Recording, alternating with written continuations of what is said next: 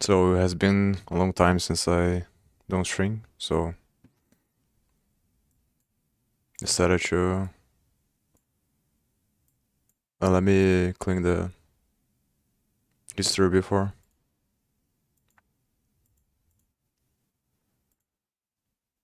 Well, I was going to stream yesterday, but it took me a long time to deploy because I encountered some problems along the way. It was very annoying trying to figure out everything. I made a stupid mistake where I put I don't know, I forgot the name of the, or how to say this. I put this symbol here in the environment variable, and then I was getting problems because of that. And it took me a long time to figure out how to solve it. So, and I also figured out how to solve this, which was the mistake I was getting when I was trying to download this library is to install this library is because I was using Python 3.10 and it only supports until Python 3.9. So I changed the environment here.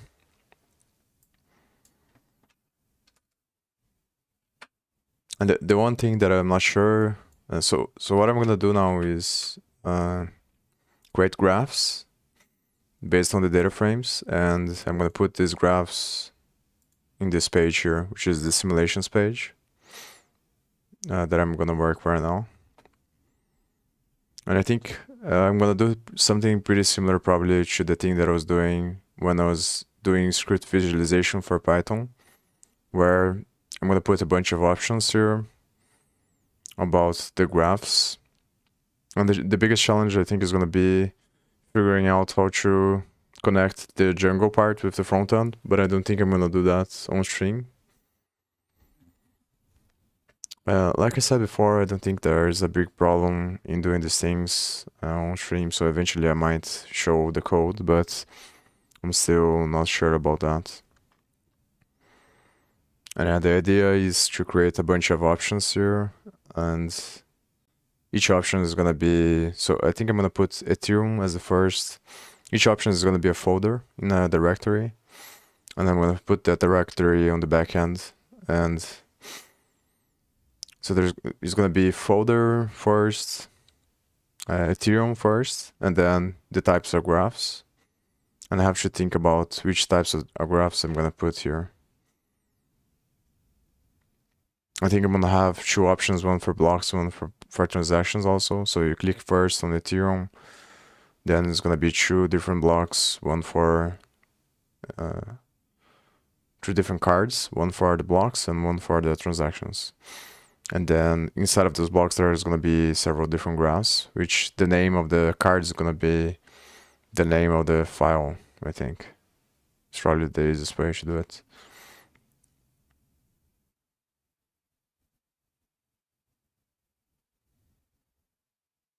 Yeah, but I'm gonna have to think about how to connect that with the front end. Because I remember from doing the script visualization website that I did, I got the name of the files from Flask using list directory in Python and then sending that as a variable through a Jinja template. And I don't think I can do this here because it's different.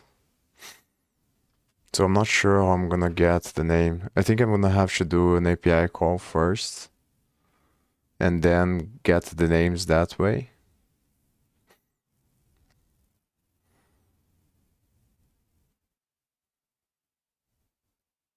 Probably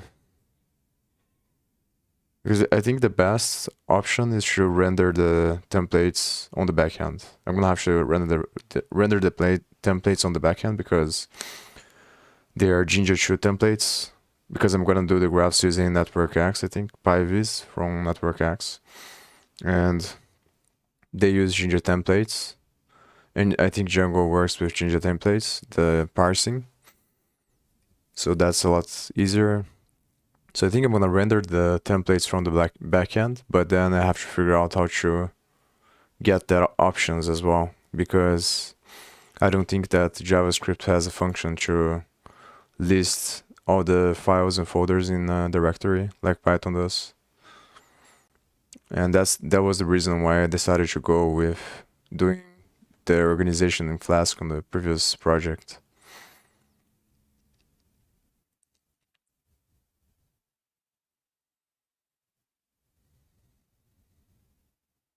Yeah. So maybe I should have done this before start streaming, because I don't know if maybe I can create the cards and just think about the data later. That might be a good idea.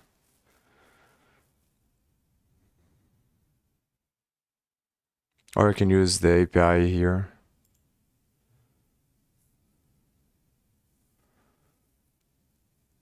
Which allows you to... I think the API on Next.js is called serverless functions. This folder here. And the way that it works is pretty much functions that you are able to connect Next with a database, with a backend from Next. So it's kind of, Next is a full stack framework, and you can put API routes in here. And then those APIs communicate with the backend. You can also use get server-side props, which is a special function in Next.js, and put it on each file. And that way you can also communicate with the backend, but it goes through a Node.js layer first, which is the backend from Next.js that comes with the framework, as far as I understand.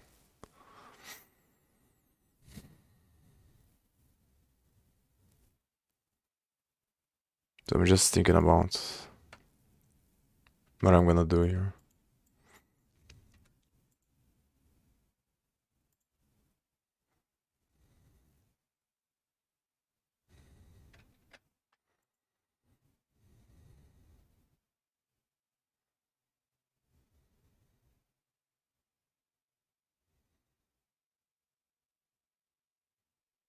Yeah, maybe it's gonna be better to separate into components as well.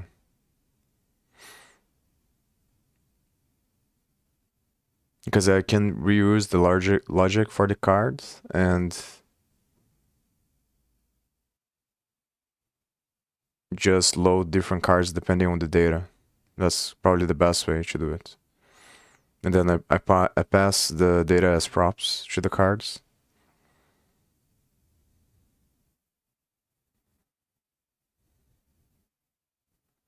I also think there's two different ways to do it. One is to create different links and create different pages for each click I'm gonna do, which I don't think is the best way. And the other way is gonna be to use state and then put an option on every button and then show the buttons conditionally depending on the state, which I think is the best. But then the CSS is a little bit confusing.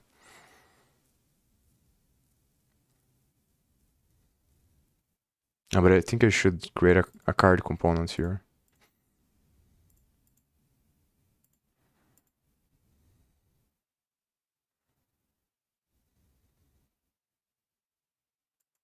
Let me see something.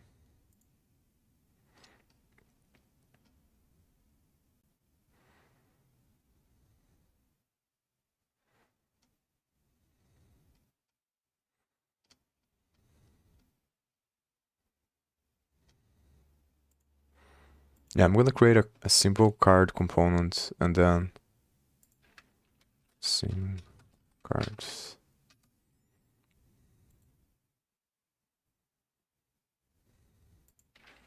Debating which way to do it. There's two different ways. It doesn't matter that much when it comes to coding, but I think it matters based on the style and parameters. One way is to create a folder and then create an index.js inside of the folder, and the other way is just to create a file name. And I had problems in the past trying to do this way, where I do the index.js file, because it's sometimes the imports don't work. So I was debating which one to use. Also, I don't think it needs to be. Yeah, this probably should change. I was gonna say that this name needs to be with camel case the first letter, but I don't think so because it's index.js. But this definitely needs to be because it's a component, I think.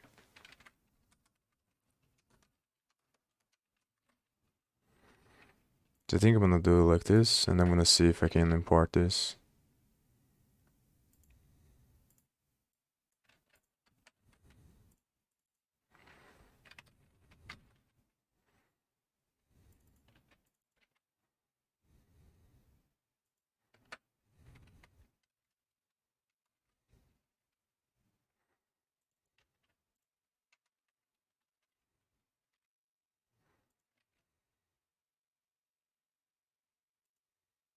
Okay, it works. Nice.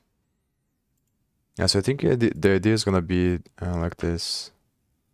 I'm gonna use state here, and then I'm gonna, depending on which place it is, I'm gonna load a different thing. And maybe I should also use get server side props in this page because I'm gonna get the data from that.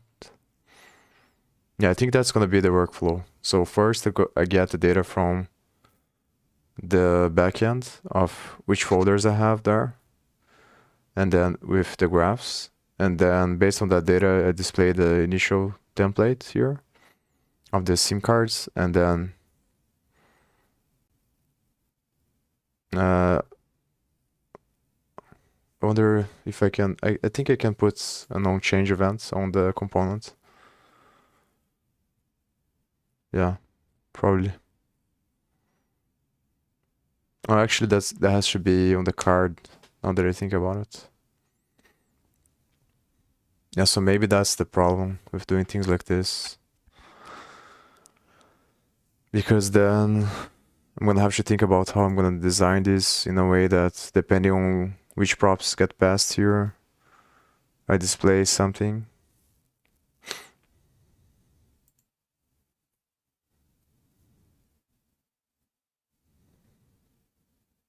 So maybe that's not the best way to do it.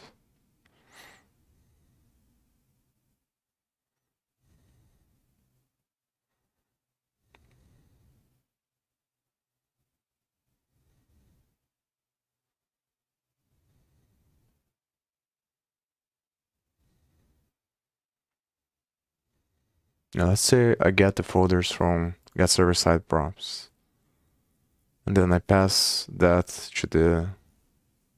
to this component.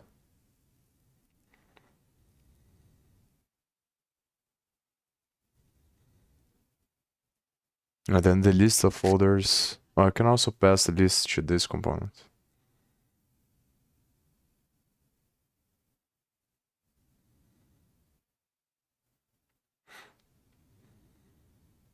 The reason why I'm thinking about this is because depending on which way I choose to go here, it's gonna change everything on the back end, I think. Of how I'm gonna have to code this stuff to get the data. And it's kind of difficult to decide. It's always, this is the most difficult part, I think, on every step of the project so far.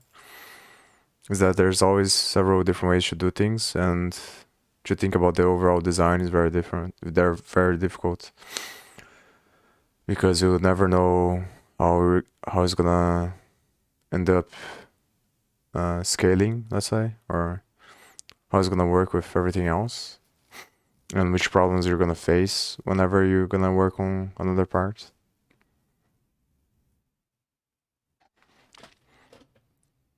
And I can't just start doing the thing if I don't have this clear in my mind, because then it can change fundamentally the way that I'm gonna do things.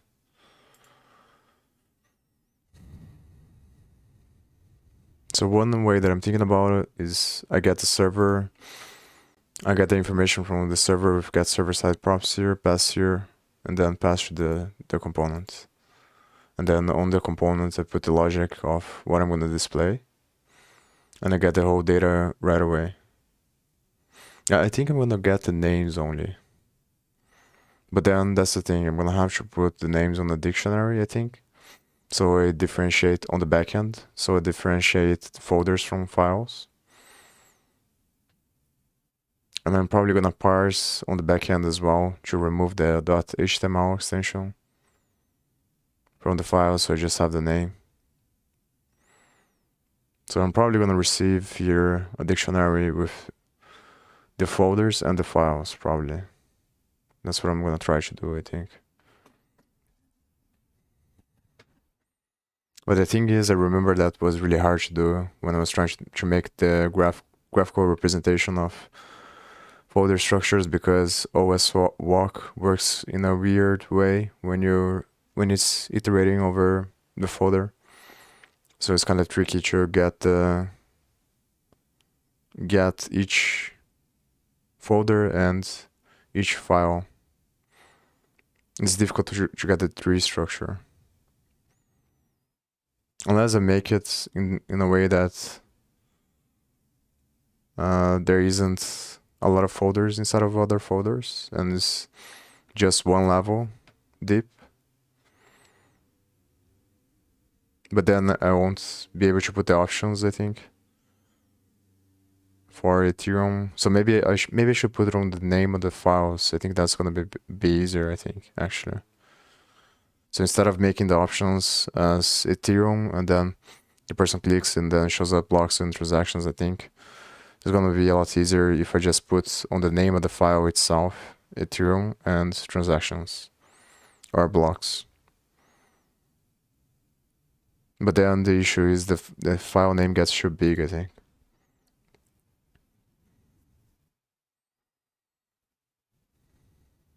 I'm also probably gonna do a filter eventually, so that people can filter clicking on different stuff, which is a lot more complicated than it seems. So that can impact things as well.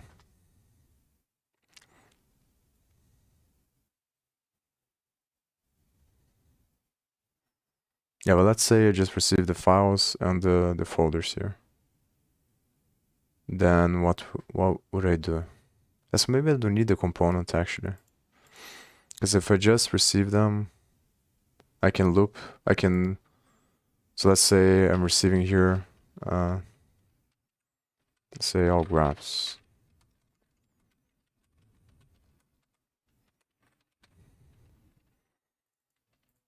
Then I can just do const folders files equals all graphs.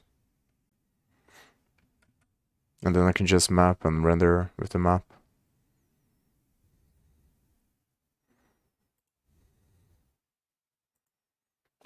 Yeah, maybe I don't need the components actually. I think I'm overcomplicating things.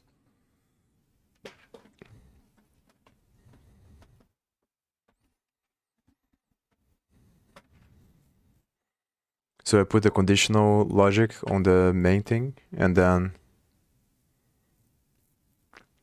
the reason why the card is would be good is that I can stop repeating myself. Instead of writing the card twice here, I could just write it once and then change it based on the data. It's also possible.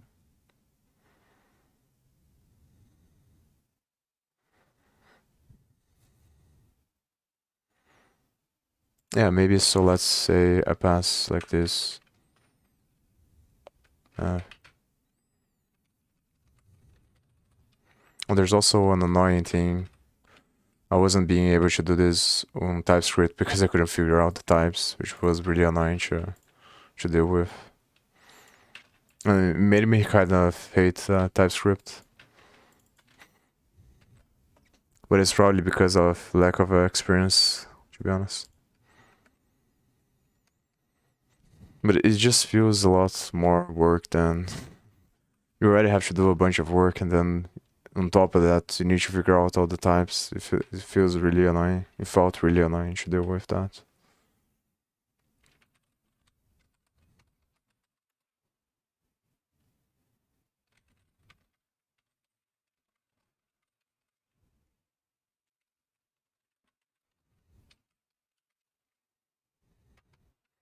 And this receives a context, I think,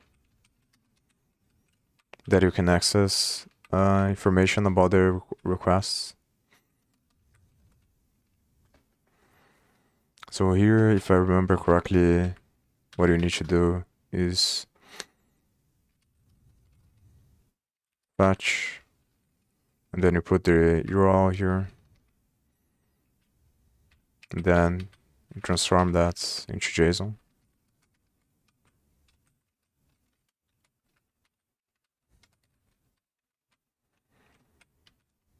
And then you return props and an object, and here pass for us. And in this case, res would be all graphs. And maybe we should put on the same name, with the same name.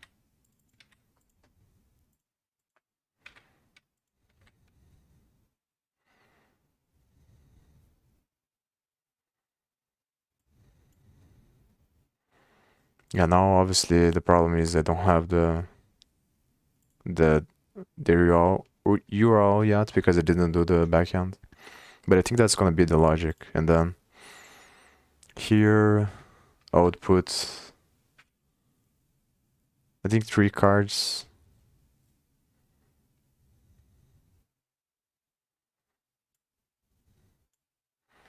Yeah, maybe I can do like this and then pass, say, Ethereum.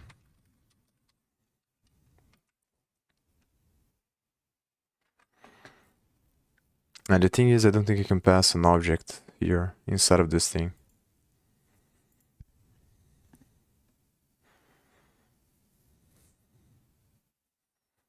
So you would probably have to be an array, I think.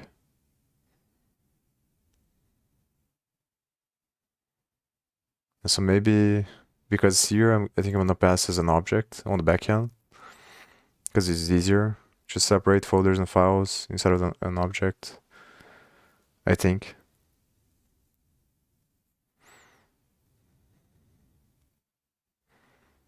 And then I destructure them here, and each one is gonna be an array of the names. So when I destructure, I'm actually gonna be passing an array inside of here. And I think I'm gonna do the same here, like this. Blocks.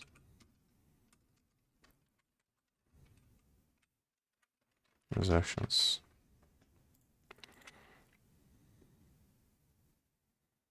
But the issue, now that I think about it, I don't think I'm gonna be able to do things like this. Because I have to implement, so maybe this one, I keep it on this file here.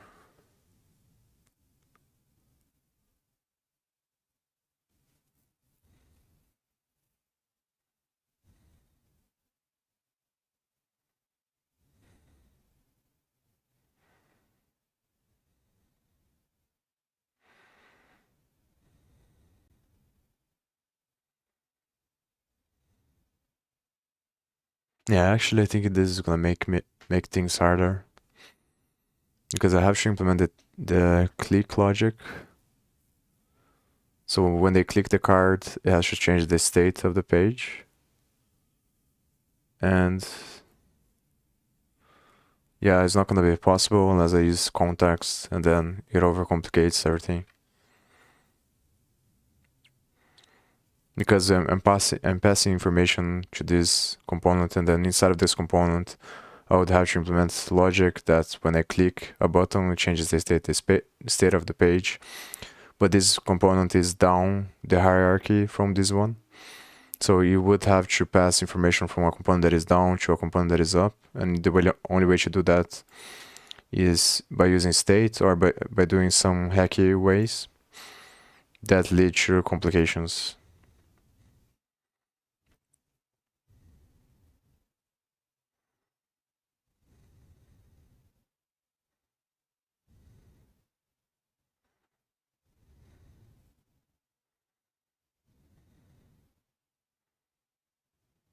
Oh, so I know what I'm gonna do. I can have a button here that says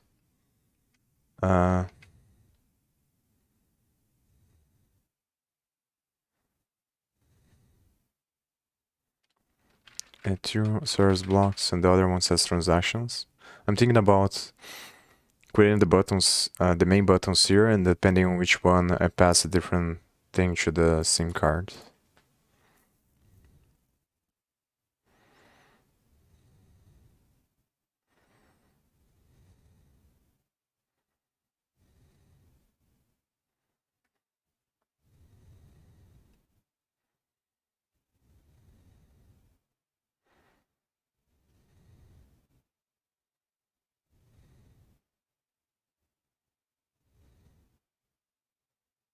Yeah, so let me do this. Oh, actually, it's probably better to declare this before.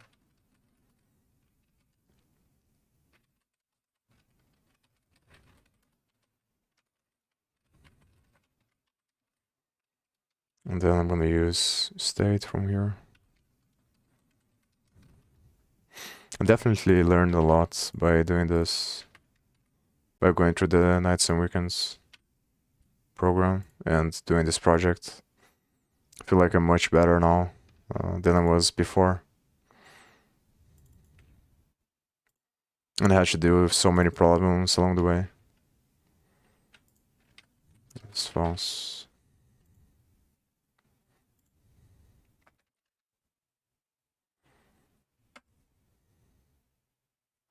Yeah, so maybe I have two buttons here. Transactions.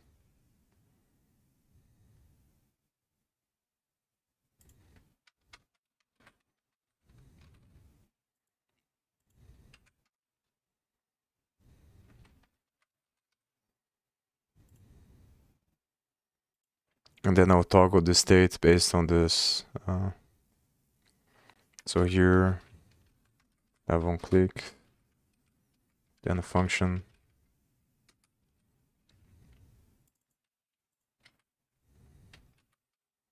Actually, I think I need to, because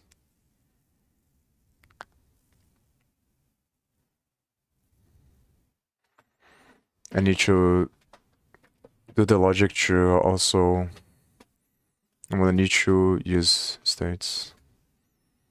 So I need a condition to decide which one I'm gonna load, which SIM card. And I also need a condition to decide. And also can separate by folders and files. Just realized that now.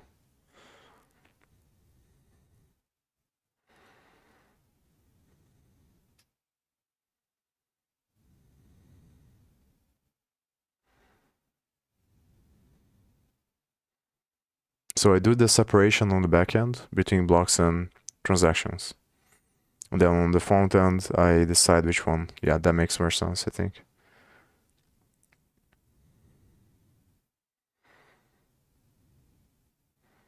And then I put all the other logic in the name because I don't want to overcomplicate the things.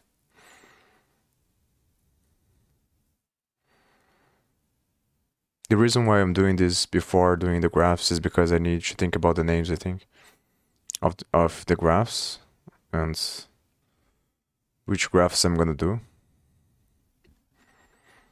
Maybe it could be interesting to also merge some graphs, that's the thing. So the graphs that have both block data and transactions data. That could be interesting as well.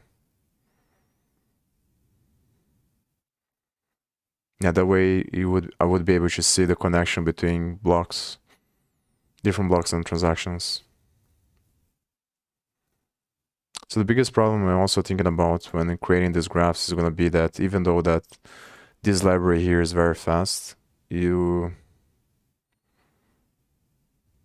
I just realized that I'm using the same. It's probably not good.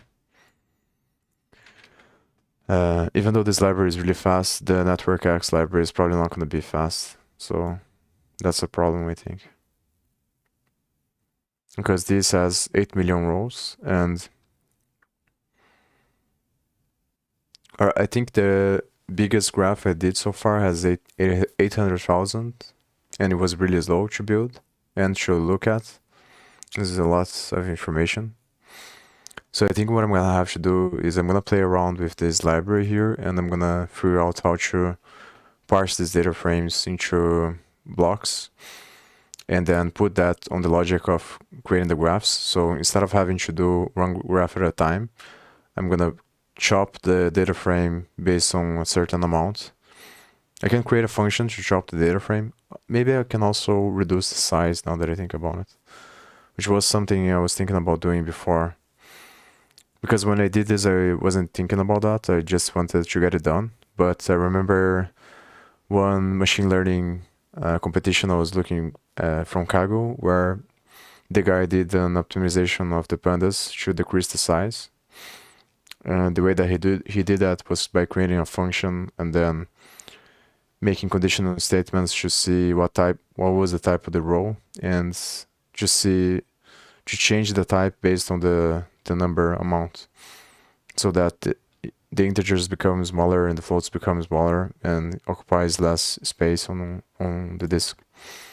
And I remember usually it saved around 30% of the size, so it's pretty good.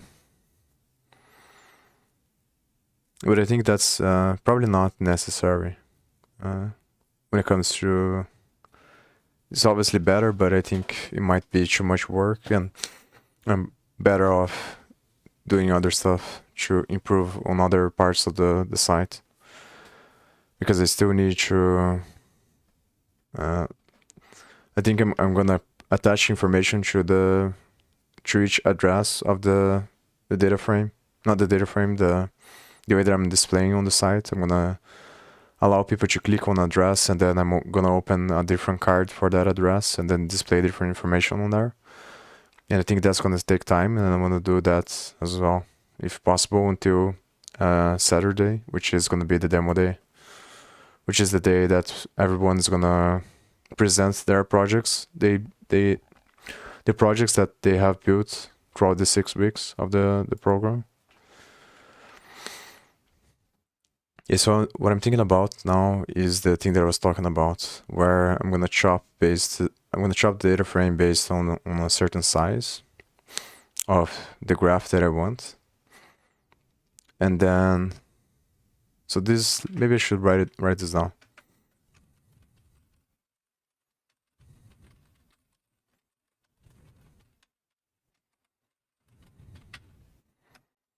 And then I'm gonna see the relationships. Find what relationships would be interesting to analyze. And then I just create several different graphs. So maybe the scheme name is gonna be name schema. It's gonna be size.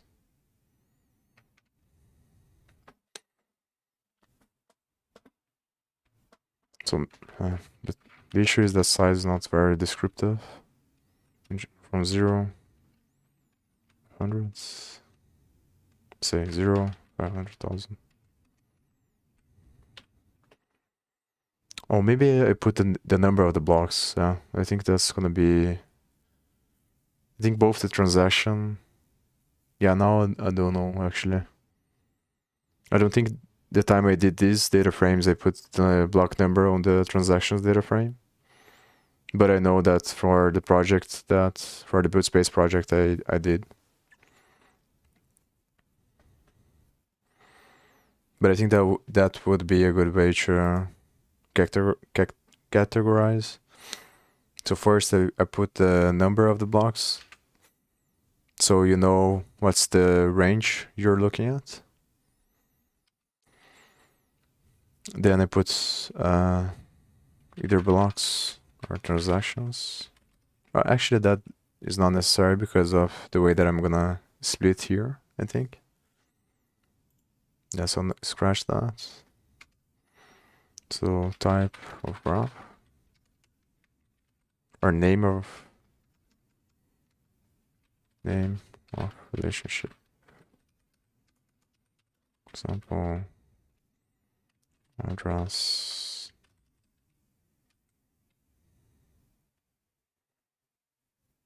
Oh, and another thing that I'm thinking about now is that if I have a standard name like this, I can also write a legend, let's say, so that people understand what the name means. I think that's interesting as well to do.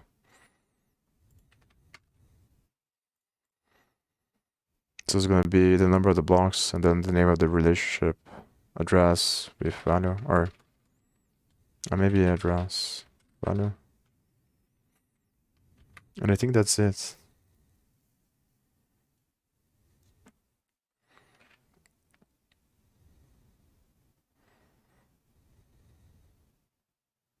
Yeah, that's pretty much it. So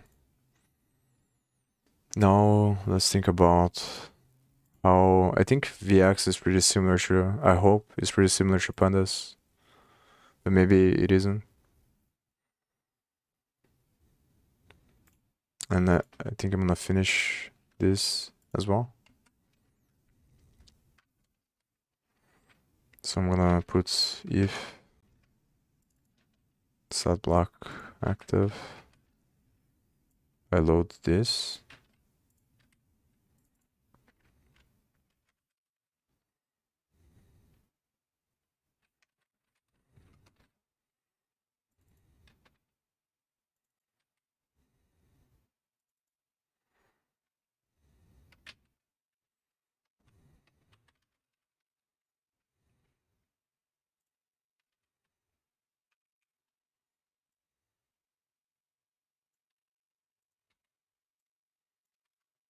Yeah, so if this thing is active, it shows the cards for the block graphs, and if it's not, it shows the transaction graphs.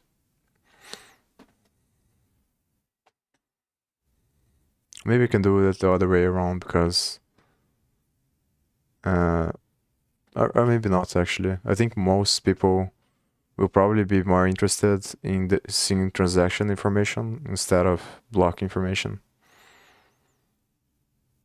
even though they are correlated. And also have to think about what if I want to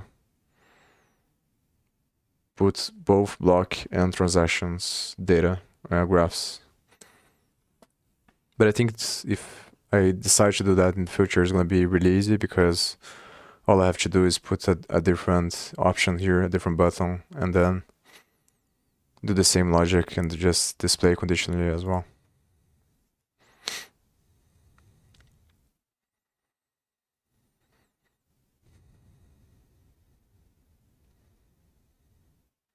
And so I think I'm going to have to create another function to pass this because I'm going to have to create a different state here.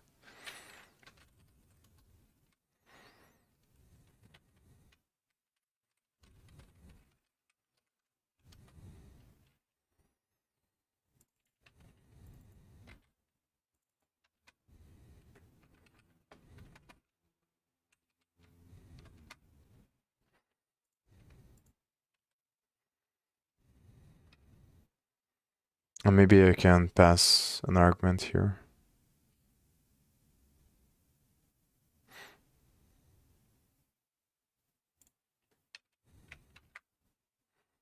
And maybe not, I'm not sure now.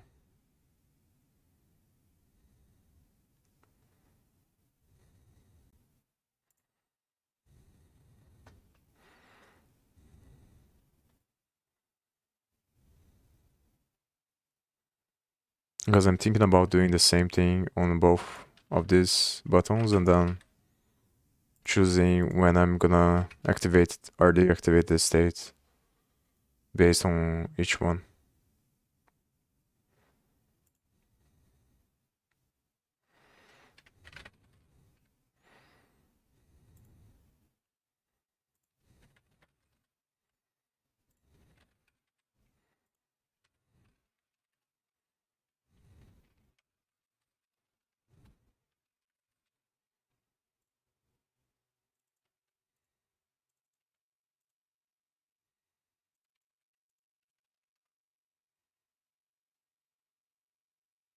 And I think that this makes sense. And then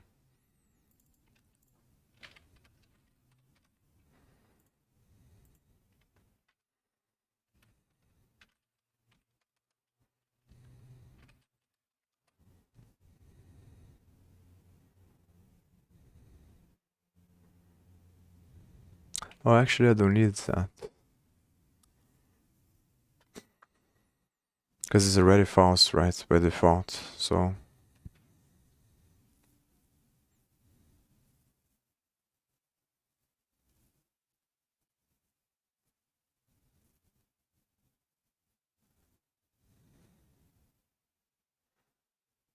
And I don't know if I can call the function here, I forgot.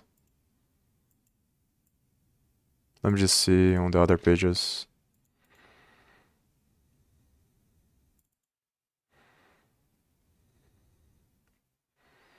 I have to remember one that has a button that renders conditionally.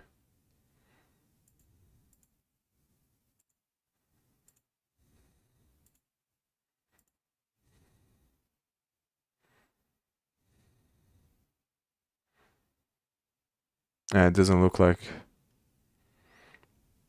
you can call the function.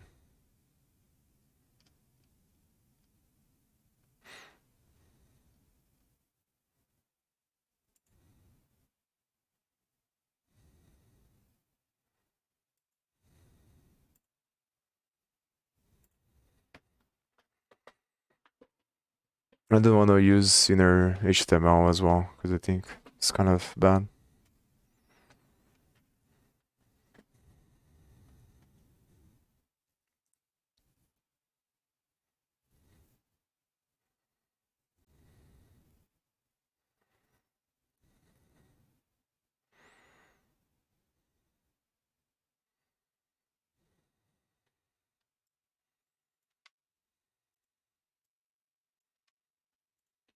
Yeah, so maybe I have to use true functions.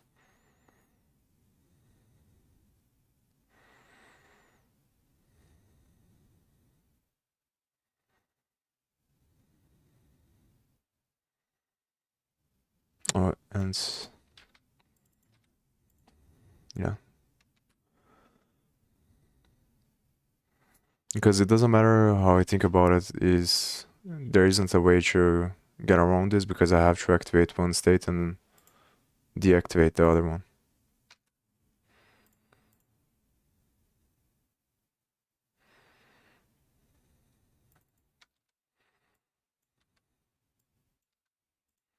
It doesn't matter that much as well, probably.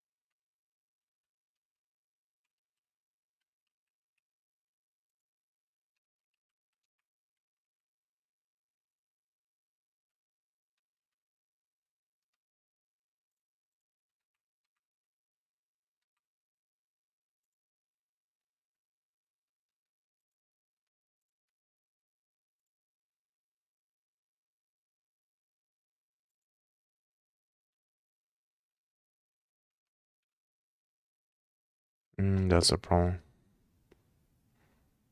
I can just use the fragment again, I guess.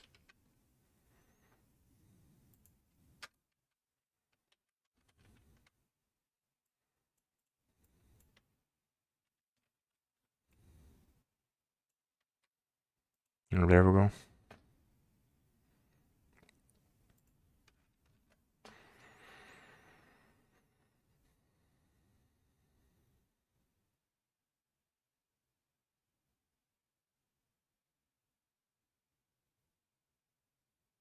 Oh, actually, that should be...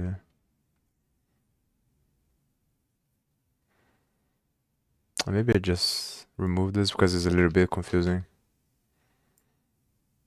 Just active and set. Active is probably better.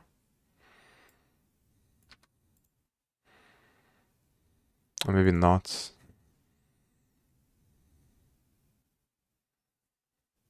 Not active instead of active. But the idea is I load conditionally based on this. So if this is true, then I show the buttons, the main buttons, and if it's false, I show whatever option of the other ones was activated through these ones.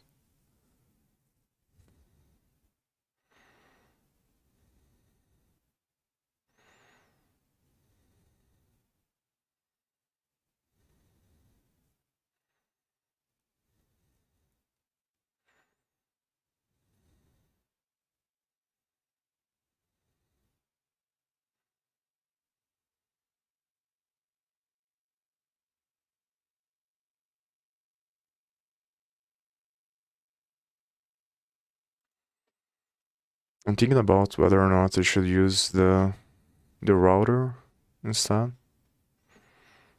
and just create a different page. Yeah, but it would work probably the same way, where I have the SIM card and then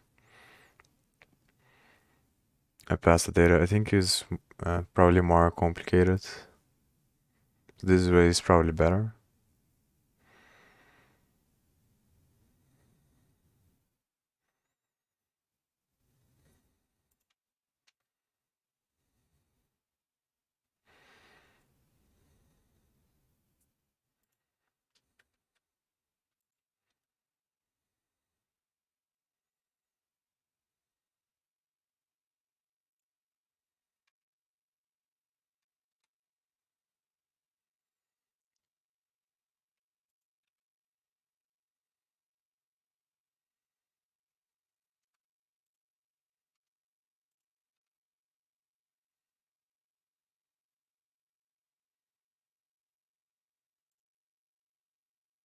Yeah, so I can think about a way to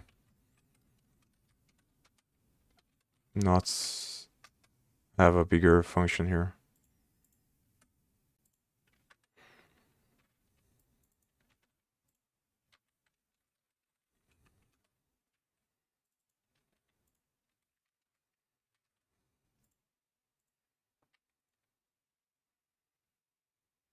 And then here is going to be the same thing.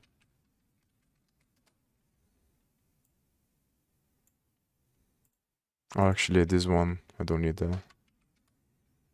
Just set this one to false.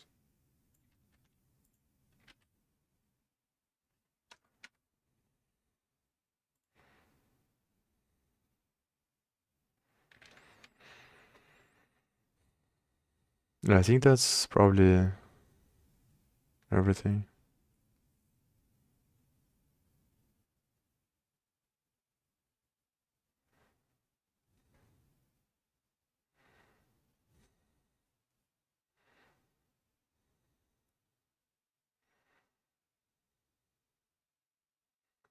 And then I will have to style and then solve the backend, which I think I'm gonna do off stream.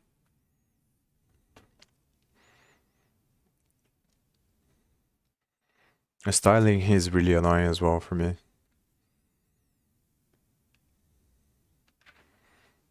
It always feels like the pages that I'm doing kind of suck when it comes to style, and I have no idea what to put there to make it look better. And I guess it's just because everything you can put to make it look better is gonna take a lot more coding and functionality to implement, because usually on other sites the reason why the pages are so populated is because they have a lot of different data and pages, and you don't really realize that when you're just navigating through other people's sites until you actually start building this stuff. It becomes a lot more evident to you.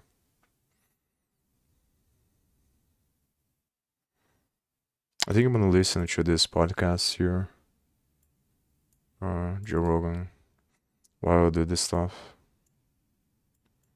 and maybe listen to some music as well. And then I won't talk about it. I won't talk much. outside of the stage, and you couldn't.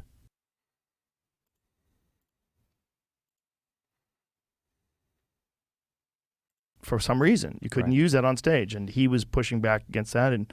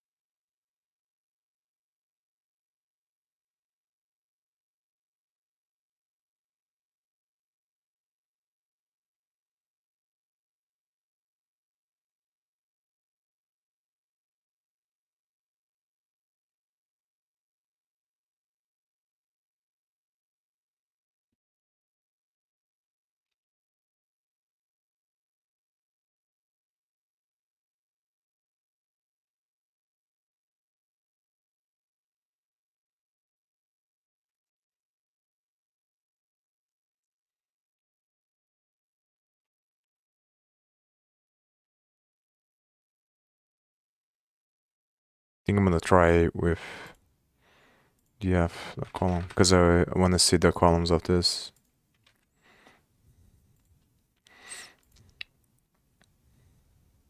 Still takes a while though.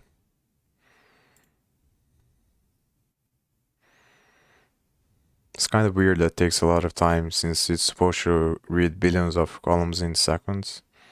So maybe there's something wrong with the way that I did the data frame.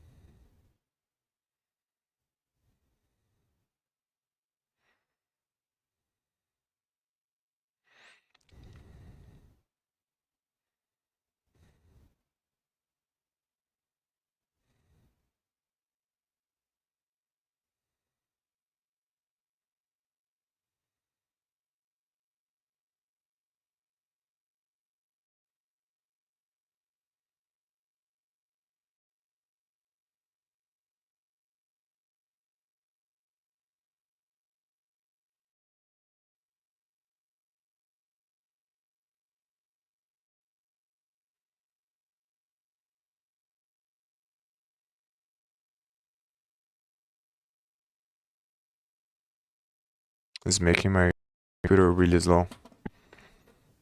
It's kind of breaking.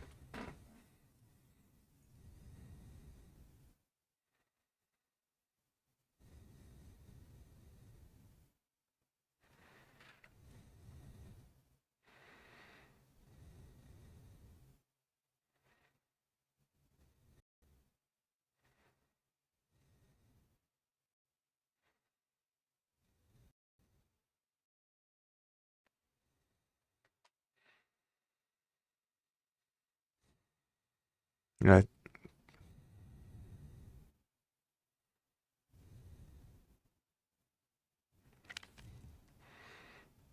think I'm gonna choose a smaller data set because it seems like it's lagging everything.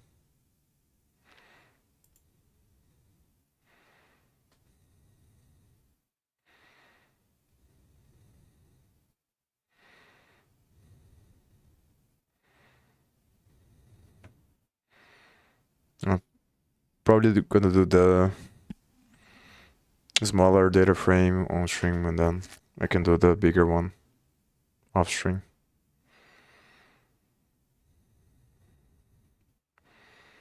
So it shows me this. At least this one runs. With pandas, it doesn't even run. It takes a very long time to.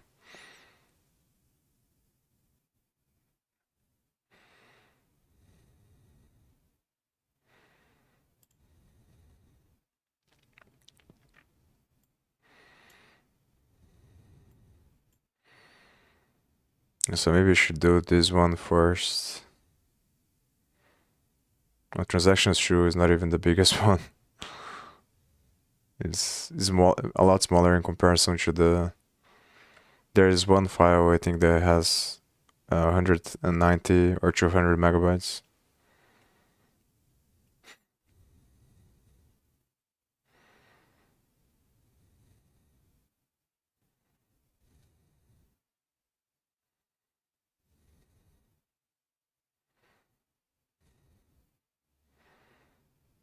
I'm not sure if I'm gonna do this as well after the demo day, if I'm gonna improve this part of the thing, so I'm not sure if it's worth it to spend a bunch of time, because I think what I'm gonna end up doing after demo day, we're pretty much doing this stuff so I have more things to show in demo day.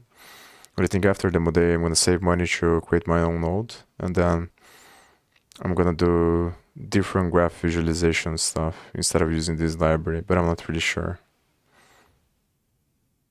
And I also have to study and explore how to get different data from the blockchain, which was the main point to begin with, but I didn't have enough time to think about it. So after I do this, I think the next thing that I'm gonna do. So maybe I should just do a couple of graphs and. Yeah, just a couple of graphs and then do the page really quickly, so maybe I can have time to add additional features until Saturday. I think I'm gonna do this one on stream because it's smaller, and then I'll figure out the other ones after. And then because I will have all the methods, it's gonna be easier to do the other ones because I know what I'm looking for.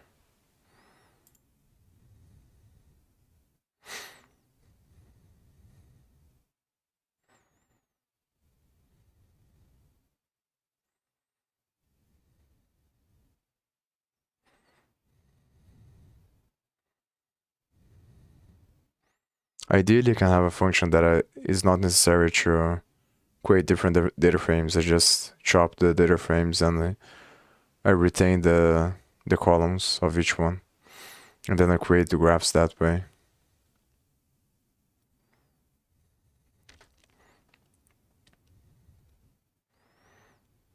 So maybe I can create a class, and then that class is gonna have two different functions. One function to chop the data frame, and the other function is gonna create the graphs, I think. Maybe it's not necessary. Maybe I can have just two different functions and then call one function instead of the other function.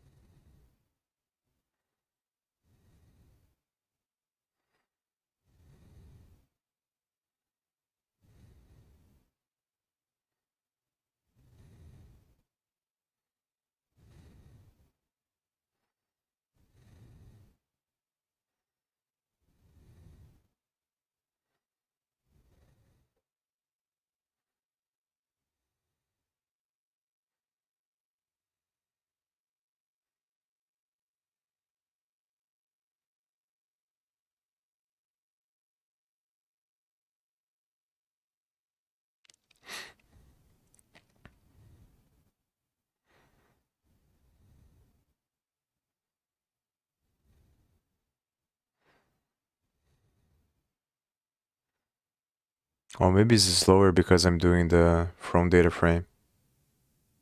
That's probably why. I'm doing read CSV. So if I transform this into another file first, it's probably gonna be a lot faster. Because then I can use this method here.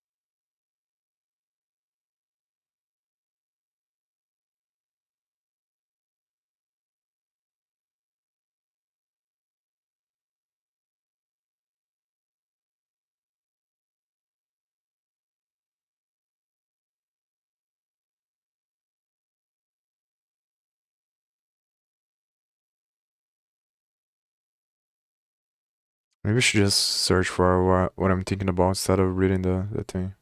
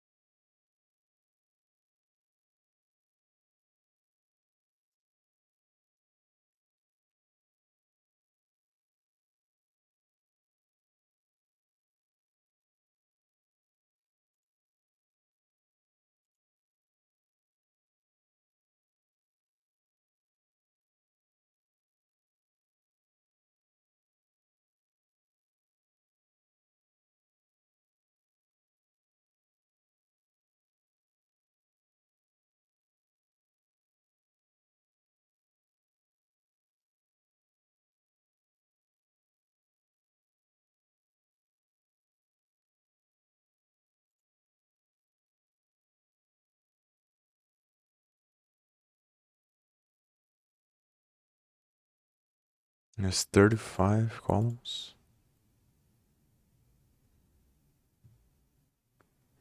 Maybe there's something wrong with this data frame. It's not supposed to have 35 columns.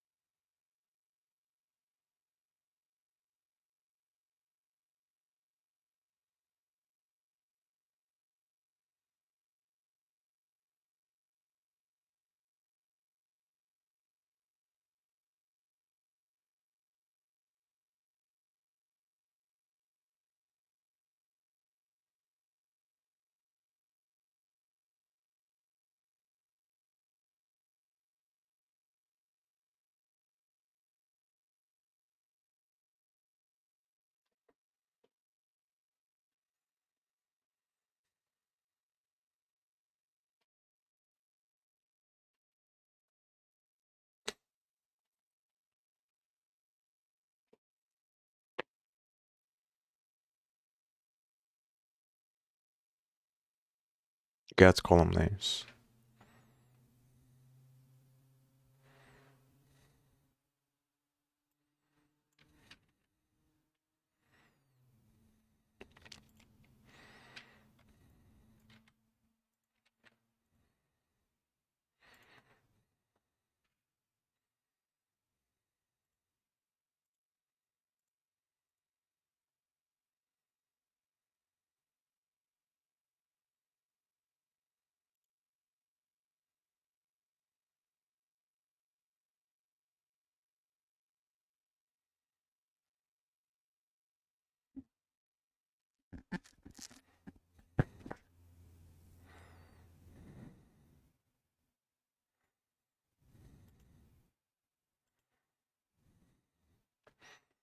I think what I'm gonna do is a function to create a graph.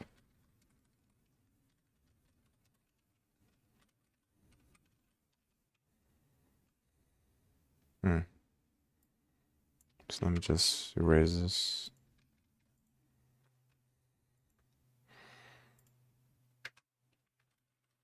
On this function, I'm gonna put the logic to create the graphs. And then I'm gonna create another function.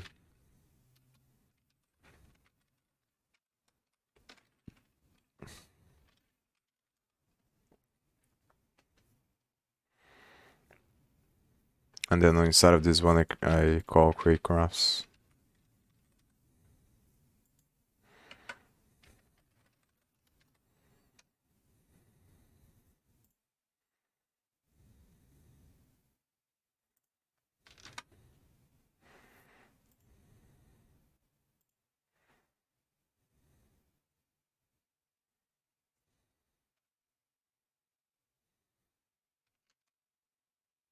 And this usually didn't happen. Oh.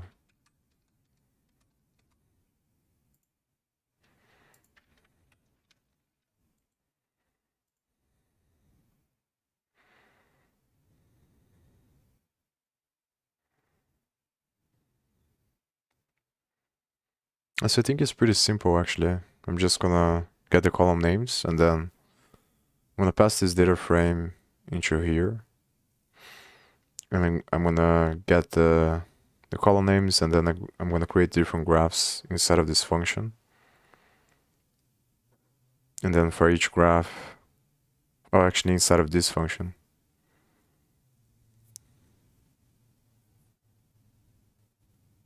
Yeah, I can call this function with each row each time. So there's something wrong with this data frame.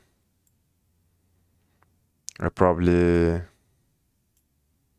appended the names into the first column.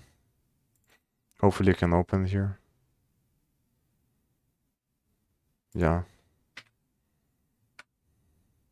So I can't add it.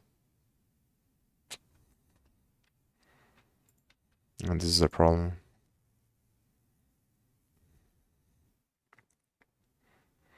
So what probably happens is because when I was getting this data, I had to create different data frames because they were getting too big. When I created the data frames, I forgot to put the title here, the name of the columns. And then because of that, it was appended in the wrong way. I knew there was something wrong because of the shape. It was supposed to be 16, I think, columns. But the issue is it is too big, so I can't change, I think, manually. That's the problem.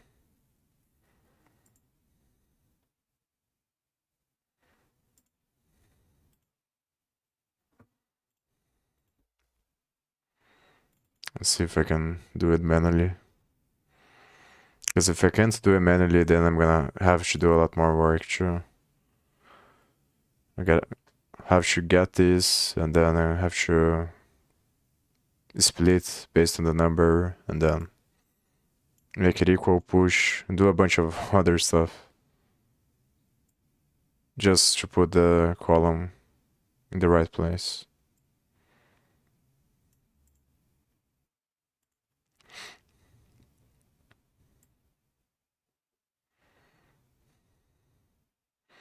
I also didn't look at what each column represents. I should probably do that as well.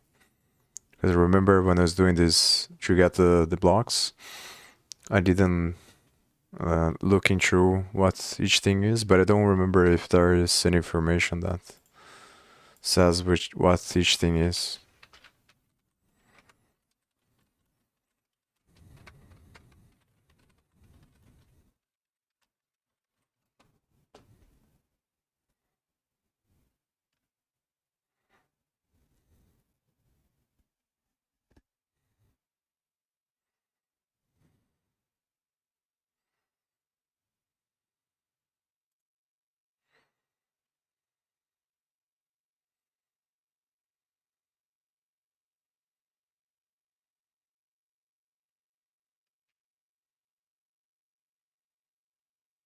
So there's some of them that is self-explanatory, but some of them that is not so clear what it is. For example, this thing here. Maybe you should search. It's better to search for each one.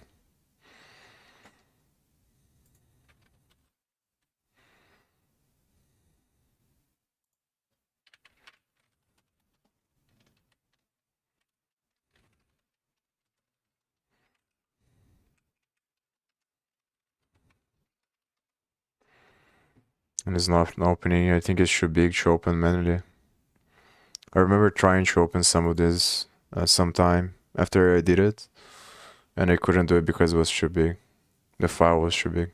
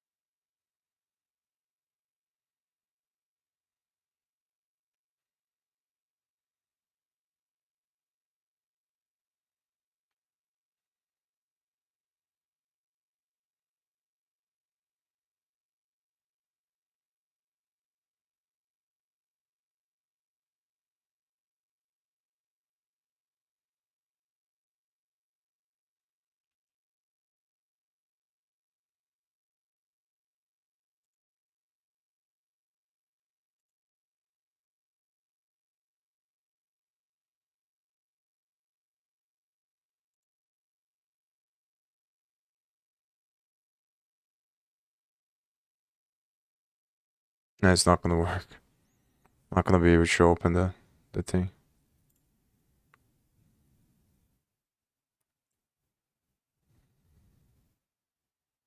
Maybe I can just ignore these rows, because what I imagine is that all of these are not gonna have any value, and then the other ones will.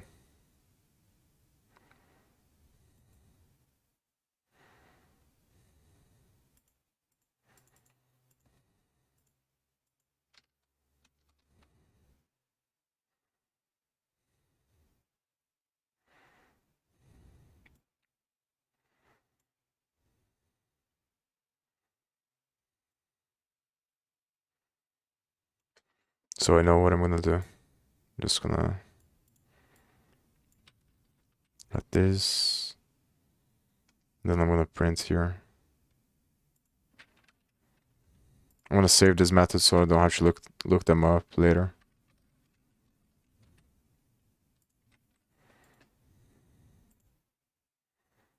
Oh, I forgot to write down the names of the columns.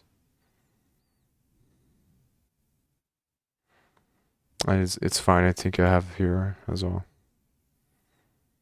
Just the transactions ones that I didn't wrote it.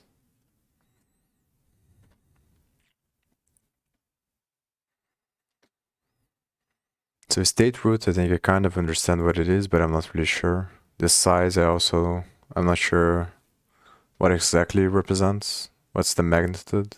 I imagine it's the size of the block given the amount of transactions, but I don't know exactly what the number means.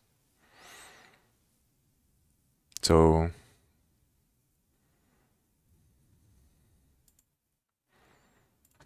I think it's values. To get the values. Remember from the stuff that I just read on the documentation. This hash, I'm not sure what it is. Extra data, I also have no idea.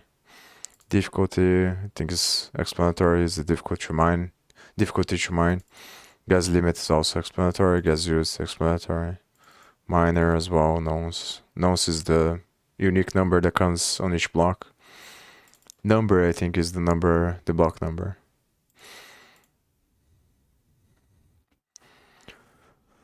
And then these I have no idea, but I imagine that is something obviously has to do with the uncles. So it's something to do with the encryption of the main block with the uncle blocks. But I'm not really sure exactly what it means.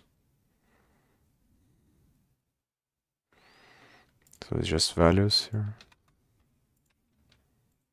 Maybe it's value.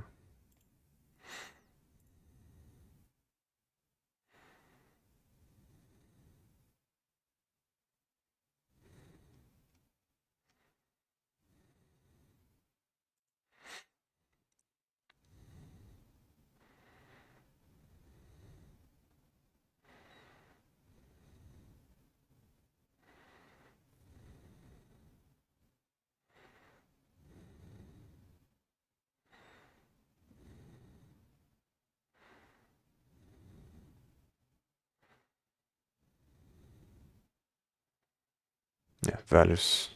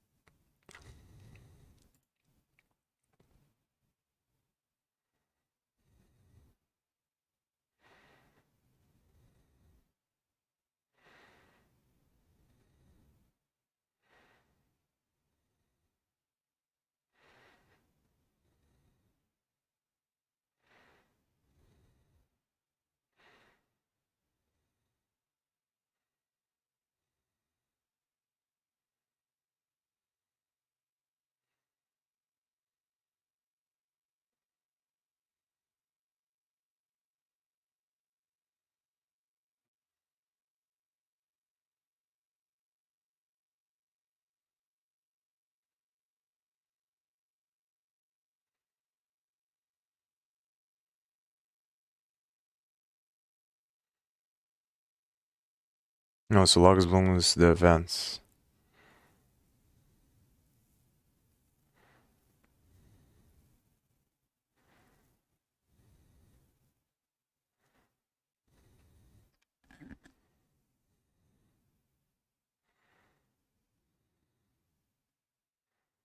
The address of any logging contract and all the indexed fields from the logs generated by executing those transactions are added to a Bloom filter, which is included in the block header. The actual logs are not included in the block data to save space.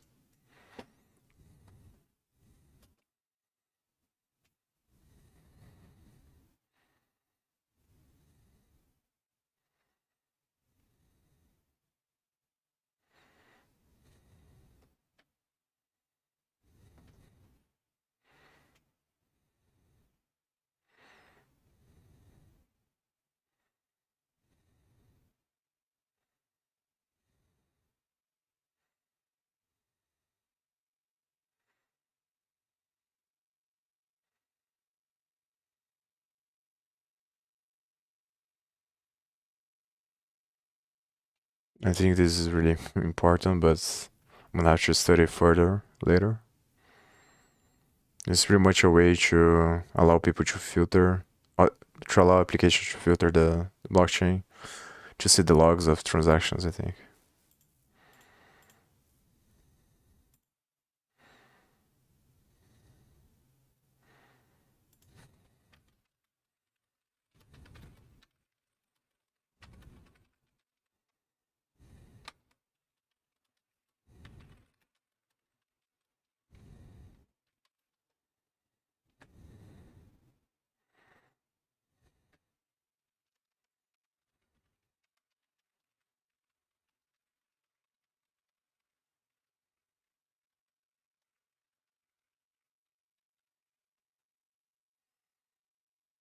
It's just none, so the values of this.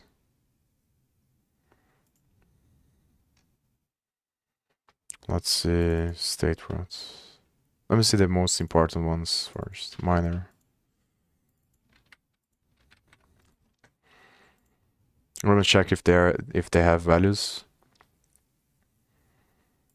I think the most important ones are probably miner, and then gas limit, gas used, maybe extra data. Probably the best thing to do is actually to search one by one what exactly it means, so I know which ones are more interesting to put there. Miner is obviously one that I think is interesting. And the thing that I'm gonna do, probably, I don't know if there is a programmatic way to do this. I don't think there is yet. But I'm gonna do manually, which is to search for the addresses of each thing, of the biggest applications, and then replace the address with the name, because it's obviously a lot better. Because I think the graph doesn't have a lot of meaning. These graphs don't have a lot of meaning if it's just the addresses. But it would be a lot more meaningful if you can associate each address with the name, because it's the way we understand things, obviously. So it would be a lot more interesting if the graph was able to show the relationship of the companies and not the addresses.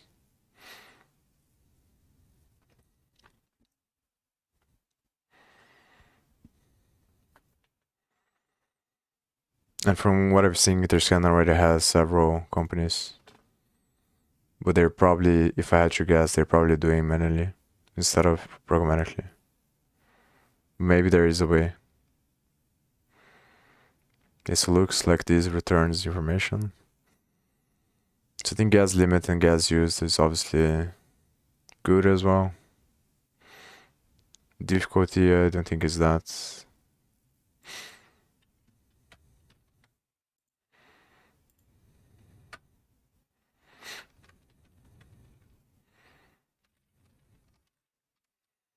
Maybe I should do like this stuff.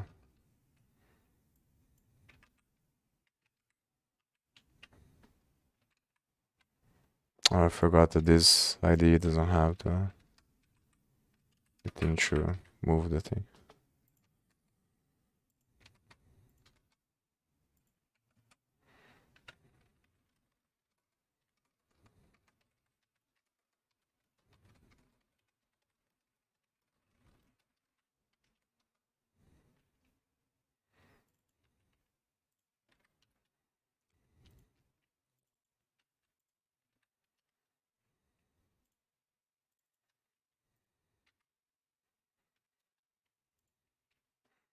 I think the other ones I'm gonna search because I'm not really sure about it. Nonce I don't think is that interesting. Maybe size is interesting.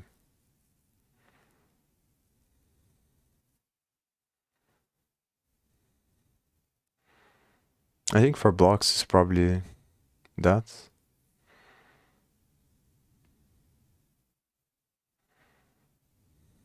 Maybe the number.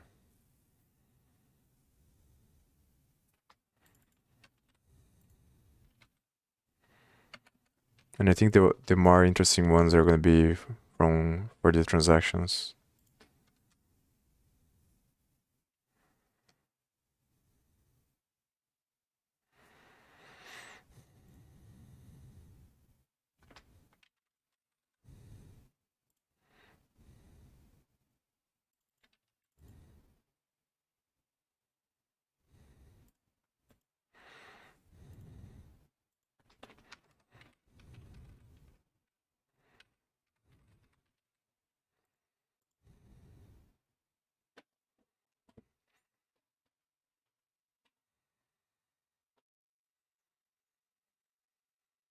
I think I'm gonna stop listening to. It's kind of confusing me. I'm gonna listen to some music. Maybe I should stop soon as well and then just do this off stream.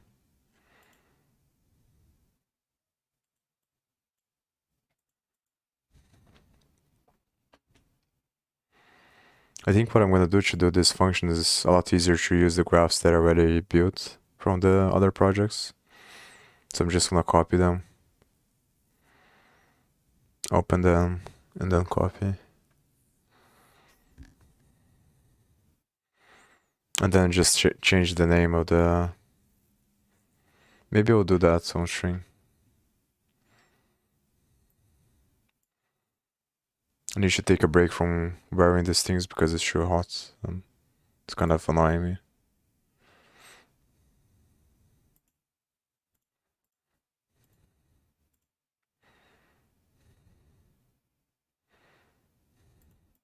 I think what I'm gonna do is eat something and then use the other phones, watch a video, then meditate a little bit and then copy the graph from the other project into this one. And then after that, I'm probably done for today, and then I'll do the rest of string, which is going to be splitting the data and then calling the function, creating the graphs, and then figuring out how to build.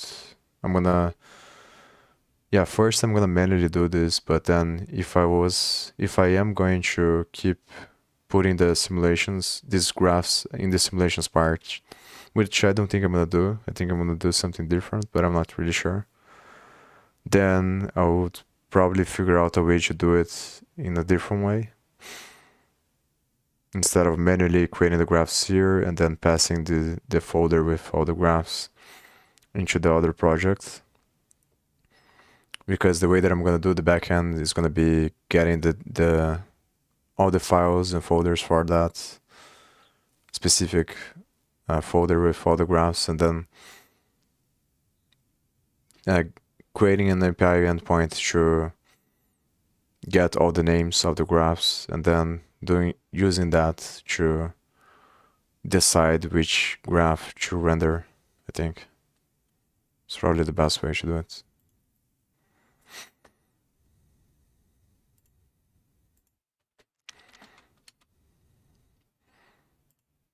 Oh, but before I do that, I think I'm gonna study I'm gonna study what each one of these columns is. Study. After I study each one, I take off the list, I think. Oh, obviously, I think I'm gonna put this logs bloom here, because from what I read there is seems to be interesting to build graphs.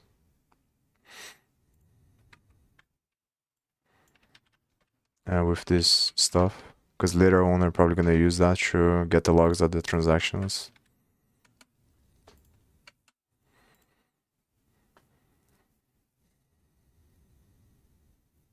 I also have to see what way is gonna be good to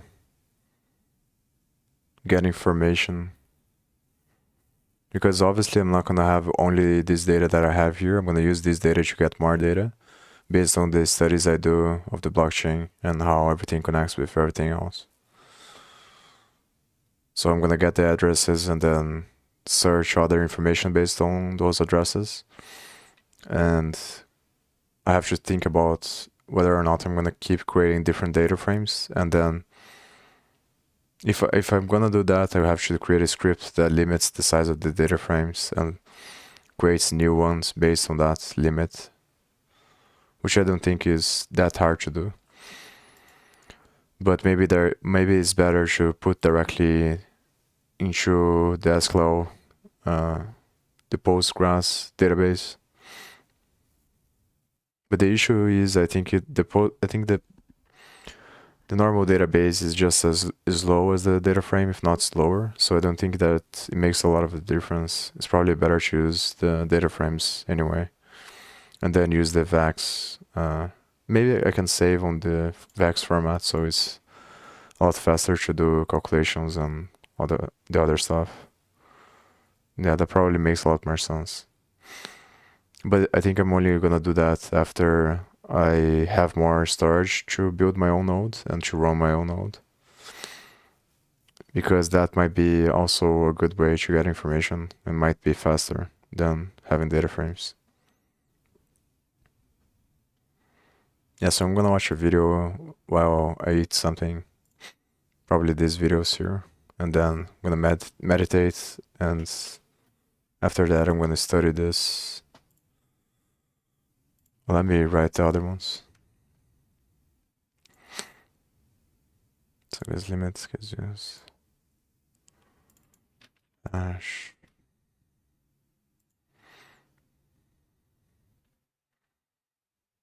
No, so I think I know what it is, but I'm gonna put here anyways.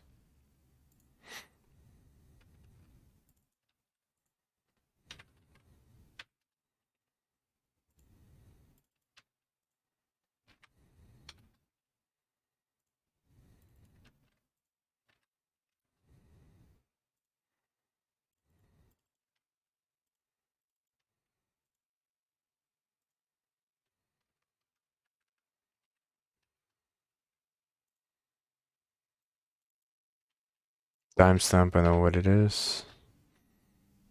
I don't think it's that interesting to do a graph with the timestamp. Not for this format, maybe for different formats, but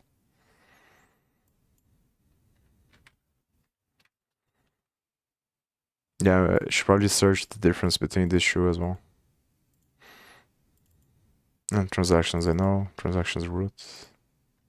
And uncles, I think I know. Uncles are just the neighbor blocks that get built while they don't merge with the main one. Because each miner is mining different blocks, as far as I know, then the uncles that become the biggest one gets merged with the main one. And it takes a couple of transactions until it's safe for the uncle to be merged with the main one, as far as I know. Maybe it should be good to put here just to review this stuff. So I'm gonna start with this one after I read this graph here, this article. I'm gonna finish reading this. I'm gonna watch the video, meditate, finish reading this, and then study the other stuff. I'll be right back.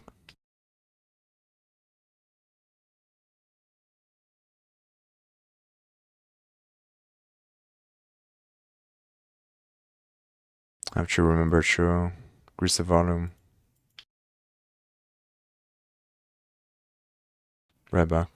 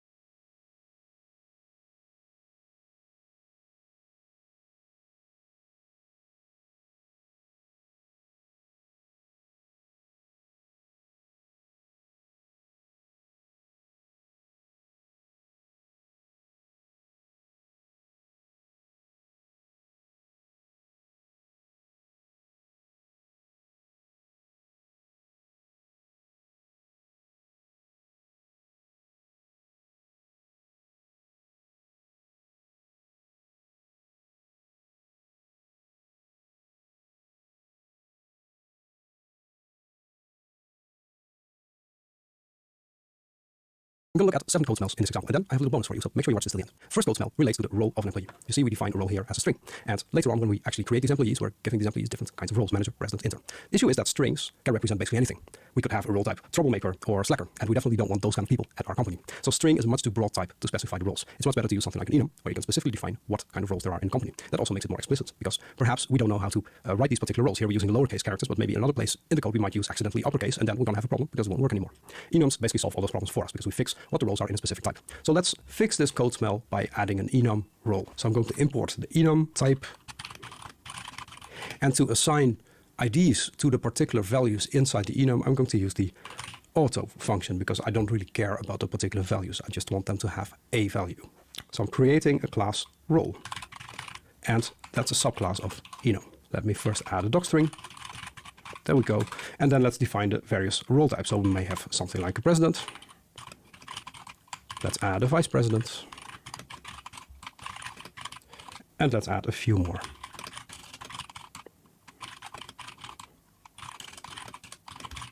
So now we have a couple of different useful role types. Then in the employee class, role is no longer a string, but it's a role instance. And let's see where we're using these roles as well. So in the company, we have these find methods. So let's also use roles here. And here as well. And when we create the employees, we also need to make sure that these roles are actually enum values.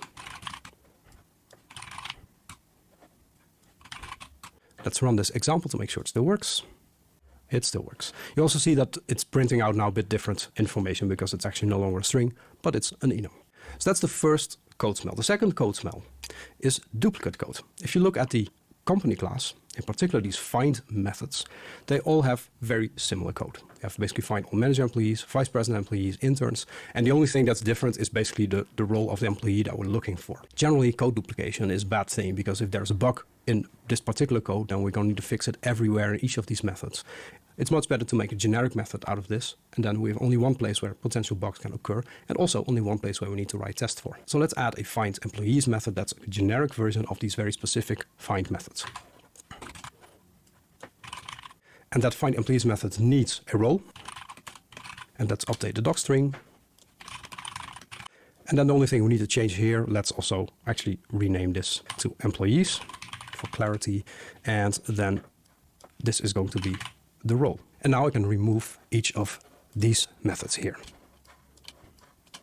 Now I can use the find employees method inside the main function to find particular employees. So find vice president becomes find employees role.vice president. There we go. And we can do the same thing for the managers and the interns. Let's check that this still works. It still works. The third code smell is not using available built-in functions in Python. In principle, if you look at this find employees methods, I mean, the code is fine. The code is pretty readable. It's not that long, so this is fine, but there are actually better ways of doing this in Python. For example, you could reduce this entire thing to a single line of code using list comprehensions. List comprehensions in general are really powerful because they allow you to basically combine generating a list, mapping, and filtering out things in one single line of code, which is really neat. Let me show you how to convert this into a list comprehension. That's actually really straightforward. So I'm going to return a list like that. And then inside the list comprehension, we're going to find all the employees. And we're going to take those from the employees list. That's an attribute of the class. But only those employees for which the role is the role that we passed as a parameter. And now I can remove all this code here. And we've reduced the find employees method to this single, nice, short list comprehension. Let's run this one more time, and it still works. So use built-in functions because they make your life generally a lot easier. Code smell number 4 is using vague identifiers or not having units. For example, let's look at the hourly employee. It has an hourly rate, which is fine in terms of a variable name, but amount is a really vague identifier. We don't really know what it means. So we should fix this by changing that name to something a bit more meaningful. For example, let's turn that into hours work to make it more clear what it means. There we go. And now this should still work because we just did a simple refactor here. So you can see that we've now changed this variable name to something that's more meaningful, but we also included the units. And that's actually, in general, much cleaner. And you could arguably also say that for the hourly rate, we should probably also do this. So we could perhaps change this to hourly rate dollars. So we know that this is actually a rate in dollars and not in, I don't know, euros or pounds or whatever. or Bitcoin. That would be very expensive, hourly employee, 50 Bitcoin. Well, maybe in a year, it won't be that much anymore. Code smell 5 is using isInstance. Whenever you see isInstance anywhere in the code, there should be all kinds of alarm bells going off. If your code is designed well, chances are pretty low you're going to use something like isInstance.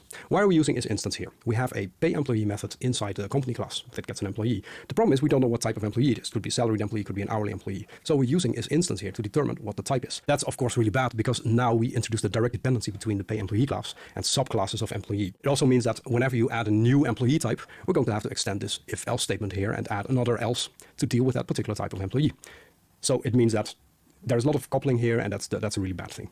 isInstance generally points to a more deeper issue in your design where you didn't think carefully about how the responsibilities in your code are distributed.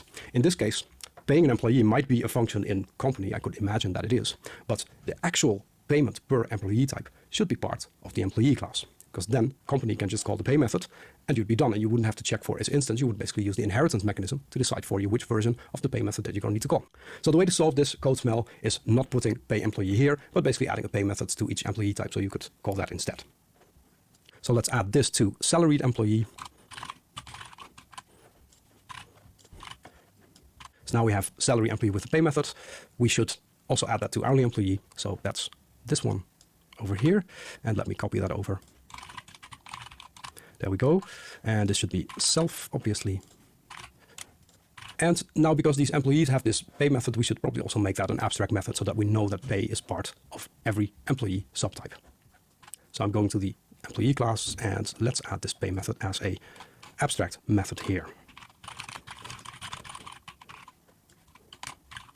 And let's turn employee then in an abstract class. There we go. Let's also add a bit of typing information so that's clear what the result is actually of this method. In this case, pay will simply print out something, so the result is none. And let's also add that to the specific implementations for the subclasses. So there we go. So now we have these pay methods. I should remove this pay employee method here because we don't need it anymore. So there. And then instead of doing this, we can do this, pay this particular employee. So that's also even a bit shorter than what we originally had here. So let's remove that and save this, and let's run this example. So there we go. It still does exactly the same thing, but it's much cleaner in this way. The sixth code smell is in this take a holiday function. It has a Boolean flag here, which determines whether this is simply taking a single holiday or paying out 5 holidays. The issue is that actually, when you look at it, this function actually does 2 completely different things depending on the value of this Boolean flag. That's a bad thing because the whole idea of methods is that they allow you to separate out responsibilities. And here we're kind of combining 2 responsibilities into one by passing a Boolean flag that lets us choose between these 2. The result is that take holiday, as you can see here, is actually a pretty long function, so it has low cohesion, and it's also a lot harder to understand what this method is doing exactly.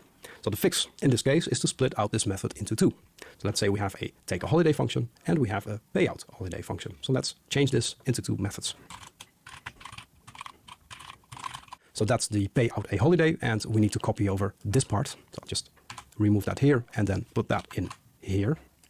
Fix the indentation, pay out a holiday. And we have to take a holiday method. We don't need this flag anymore because it's only dealing with taking a holiday. I can remove this here, and let's also do it like this. And then we should update the docstring as well. So this is the employee that can take a single holiday. And let's add a docstring as well to the pay out a holiday. So there we go. And now if we go down here, when we call the take holiday function, we don't pass this flag anymore. And now let's run this one more time. It still works. So you can see the results of this separation is that now we have cleaner functions. So this take a holiday that has no parameters, that simply lets the employee take a single holiday, and we have payout holiday. Let's also put in the type here to make this nice and complete. And while we're here, let's also take a look at the last code smell before I go to the bonus, which is the empty except part here. What's happening is that we put this into a try except block, this piece of code, and we don't want there to be any issues. So what we do is if there is some kind of exception, we don't expect it to happen, but we're just ignoring it. This is also really bad because now we're ignoring exceptions. We can't do anything with particular exceptions here in this function. But what we're also doing is we're basically blocking any outside code, any code that uses the payout holiday method to do something with this exception. And even worse, actually in some cases, these kind of accept all blocks can ignore syntax errors or keyboard interrupt exceptions. And that's really bad because that means you could basically write a typo in this code and you wouldn't catch the typo because you would catch the syntax error because we're putting it in a very generic try except block. If you want to catch exceptions of a particular type and then deal with that particular type. If you can't do anything with an exception, just ignore it because another part of your program might be able to do something with it. So the fix here is to actually just remove this whole try except block because we're not doing anything with the exception anyway. There, well, let's actually add an empty line here for clarity. So there we go. Those are the 7 code smells. I have one more bonus smell for you because we all like these smelly situations. So let's go for one more, which is related to this value error. Now, value error is something that Python raises in internal cases, whether it's an issue with a value that you provide to a method or anything like that. It's generally not a good idea to use these built-in errors for your own custom error reporting. In this case, for example, the error is that you don't have enough holidays left over for a payout, and we print out what the remaining vacation days are. This shows that you could pass this information in text in this error, but your program won't be able to do anything with it because it doesn't have the actual value. If you would have the actual value, you could do something like displaying the number of remaining holidays in the interface to the user, but at the moment this is not really easily doable. And the way to solve this is that you can actually pass this information to your own custom error types. So instead of raising these generic value errors and passing along information inside strings, you can create your own custom error types with their own parameters and data. For example, here you can create a vacation shortage error and then raise that instead of the generic value error. So let's create a class. That's a subclass of exception, so we are patched into the exception framework. And this is a custom error.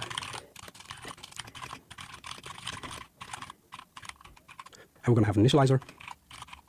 And now we can create our own custom parameters that we'd like to pass to the specific error type. For example, the number of days that was requested, as well as the number of vacation days that are remaining. And finally, a message. And then let's simply store this information here. And let's also construct the super object, which is the exception type. You could probably also use a data class for this error, but for now I'm just leaving it like this. And now let's take this type and let's scroll down to where we were raising this value error. And now we can do something else. For example, here in payout holiday, we're not raising this generic value error, but let's raise a vacation days shortage error. And now let's pass the parameter. So we have the requested days, which is simply the value of this constant. And we have the remaining days, which is our vacation days attribute value. And then we have a message. And I'll just copy over this part. Forgot a comma here. So now we're raising a vacation day shortage error and we're actually passing along useful information. So there's an error here. What's the problem? Let's take a look at the vacation day shortage error class. Oh, actually I see that there's an extra underscore here. Yeah, that solves it. Let's run this again, still works. And now let's also add this vacation day shortage error to the other method that also raises value error. So that's here. So here the requested days is 1. The remaining days is self-vacation days, so exactly the same. But let's pass this as a message instead. And now we can remove this line of code here. And then we basically solved all these code smells that were in the example. Now, some of these code smells were really pretty minor things, like using an enum instead of a string, but some of them pointed more to a deeper problem in the design, like the location of the pay method that shouldn't be in the company, but should be in the employee subtypes. If you haven't done so already, join my Discord server to chat about software design and Python stuff in general. I hope you enjoyed this. Thanks for watching, take care, and see you next time.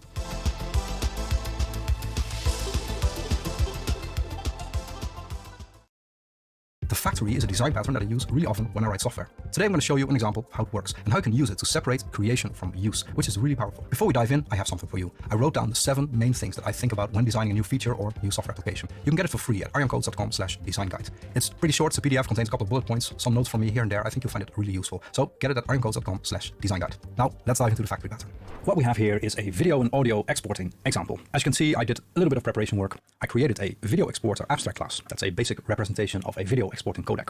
And that has 2 methods, prepare export and do the export. Prepare export gets the actual video data, and do export gets a folder. I'm using the pathlib.path type here to represent paths, and that exports the video data to a folder. At least that's the idea. And then we have several specific implementations for this class. There's a lossless video exporter that export data in a lossless format. There's also an H.264 video exporting codec with a baseline profile, so that's basically an economic mode, lower quality. And finally, there is a high quality H.264 export format with 422 chroma sampling and 10-bit colors and stuff like that.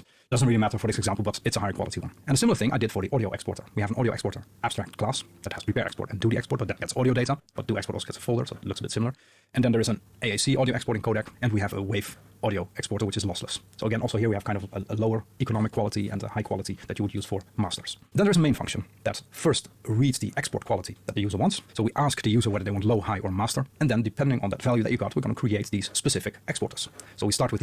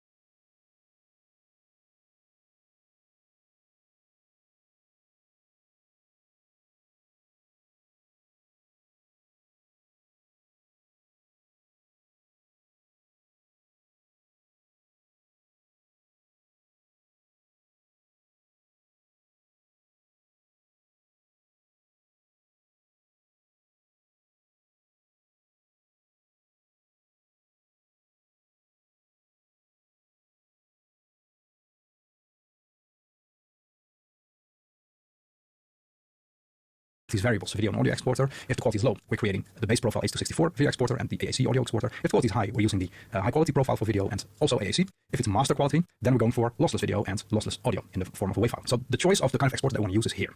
Then we call the function, we prepare the export, and we do the actual export to a particular folder. So let's run this code and see what happens. So now I can enter the desired output quality. If I choose low, then it's going to export with the H.264 baseline export and AC export. And if I run this again and I choose, for example, master quality, then I'm getting the video and audio export in master quality. Now, if you look at this code, you see that there's in particular problem with the main function, in that it has way too many responsibilities. It's responsible for asking the user which quality they want. It's responsible for then mapping that desired quality to actual objects, and then it does the actual export, which is a lot of different things. So main has weak or low cohesion at the moment. It does a lot of different things. It also has a lot of coupling, because main is creating all these specific instances of video and audio exporters. So that means main needs to know about the existence of all these different classes. And in this example, we maybe have 2 or 3 audio video exporters, but if you have any serious video audio editing program, you're going to have many different export formats, and that's going to lead to lots and lots of different classes, and that's going to lead to lots and lots of complicated if-else statements. Another thing is that because the way this is set up is that we don't really have the option to create our own custom export format. So now we have low, high, and master, but maybe we want a high audio quality, low video quality option, or we want something else, and that's also really hard to add at the moment. The factory pattern is a classic from the Gang of 4 design patterns book. The goal of the pattern is to help write code that separates creation from use. In other words, you should create your objects in a different place than where you use them. This is very helpful because then the code that you write doesn't have to know anything about how the objects are created when you use them. And that means that if in a later stage you decide to change out those objects by other objects, you don't have to change the original code. What the factory does is that it takes care of the creation for you so that you can use those objects without knowing the specifics. And the way that it works is that we need to create, in this case, an exporter factory that gives us the objects that we need. So let's start there and let's create an exporter factory that can give us a video exporter and an audio exporter. So that's an abstract base class.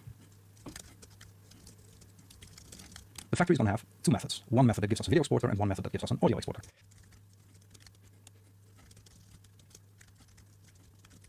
You see it's useful that we already have these abstract classes for video and audio exporters. That makes the job a lot easier. So get video exporter, get audio exporter. And each of these returns a new instance. So it's also helpful to write down in documentation that the factory is actually not the owner of these things. So you can do with them basically whatever you want. The factory doesn't keep a reference to these instances. So let's write that down as well. For Python, it doesn't really matter that much because Python has a reference counting, so if you don't use an object anymore, it's going to be garbage collected automatically. But sometimes it's useful to know that you don't have to tell the factory anything once you're done with the object. The object is yours. It's your responsibility. So this is our exporter factory. That's going to provide us with the instances that we need. And now we can create concrete factories that are subclasses of this abstract exporter factory. And these concrete factories are going to give us the objects that we need. So for example, we could create a low quality exporter factory, or put a bit more positively, fast exporter. And that's a subclass of exporter factory, and it's going to implement these methods here. Copy that over. Let's also add docstring. In this case, the video exporter is going to be an H.264 baseline video exporter, because that's the faster one. And the audio exporter is an AAC exporter. So this is our fast exporter. And we can also create a high quality exporter. And that's going to give us an H.264 high quality video exporter and an AAC audio exporter as well. And then let's also create a master quality exporter, which is for the really high quality stuff.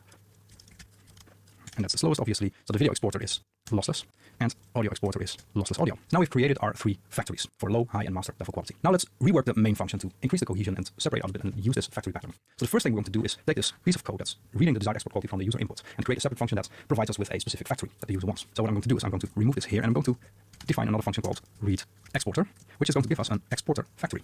This stuff I'm going to put here. So now instead of having a string value, we're going to need to construct an exporter factory. And here's a nice trick that you can do. Let's create a factories object. And that's a dictionary containing a factory for each of the quality types that we want to have. So the low quality is a fast exporter, high quality is a high quality exporter, and the master quality is a master quality exporter. So we have our 3 factories now. And what we can do, we don't need this variable here anymore, is that we're going into the while loop, reading the export quality. And here, if the export quality is in one of these 3 things, then we're going to return the factory belonging to it. There we go. And actually now this we can replace with the dictionary. So now there's only one place where we're defining the factories that are available. So this gives us the exporter factory. So then in the main function, we're going to create the factory. And now that we have the factory, we can retrieve the video and audio exporters using the get video exporter and get audio exporter methods from the factory. So now we have our video audio exporters, and actually this stuff we don't need anymore. So let's save this and let's run the code. So we enter the desired quality, high, and then it's going to prepare the video and audio data in the format that we like to have. And that's also do master quality. Now you see it's preparing and exporting the data in a lossless format. If you look at the main function now, you see that it's no longer responsible for as many things. The only thing it needs to do is retrieve the video and the audio exporter from the factory and then actually do the export, and that's it. And reading export is the function that's responsible for creating the factory that we want to use. For completeness, let's add a docstring. There we go. So we've been able to split the responsibility of reading the exporter and then actually using the exporter, separating creation from use. So these functions now have much higher cohesion than in the first version. And the interesting thing is that there's also less coupling, because main no longer has to know anything about specific exporter codecs, because it's all handled somewhere else. Even read export doesn't need to know that. It only needs to know about the factories that exist. There's one more thing we can do to improve this still a bit, which is that at the moment, main is still responsible for reading the factory here using read exporter. And maybe we want to use the function in another setting where we're not reading export from the input and simply providing it. So what you can do to spice this up a bit is that we actually provide the factory to the main function as an argument. So main gets a exporter factory. This I'm going to remove here, and I'm going to put in here. There we go. So now it does exactly the same, except that main now gets the factory as an argument, and we have more flexibility into how we want to provide that factory to the main function. This is a good example of using dependency injection. It's something I talked about before, because we're injecting the dependency on the factory into the main function. And even better, we're even using dependency inversion here, because the factory itself here, exporter factory, as you can see, it's an abstract class. So main gets an abstract class, but we're creating a concrete factory subclass that main doesn't need to know anything about. It only needs to know about the exporter factory. Overall, factories work really well if you want to separate creation from use. And one of the strong points of factories is that they allow you to group objects that belong together. In this example, we have a low-quality exporter setup and a high-quality exporter setup. So factories are really useful if you want to do something like this. Another example of this is a web shop where you have settings per country, like currency, language, tax rates, shipping rates, and those kind of things. Factories work less well if you want to allow any combination of things. For example, if you want to let the user define presets for which combinations of codecs that the user wants. Because in that case, you need to create a factory class for every possible combination. If this is what you need, then it's better to use a combination of composition and dependency inversion, because that overall gives you a little bit more flexibility while still allowing for the lower coupling. But of course, then you won't have the advantage of being able to define specific factories beforehand. There's a recent video that I did about dependency inversion that you could take a look at if you want to know how to do that. So I hope you like this example. Let me know in the comments if the factory pattern is something that you plan to use in your code. Subscribe to my channel if you haven't done so already. Thanks for watching, take care, and see you in the next video.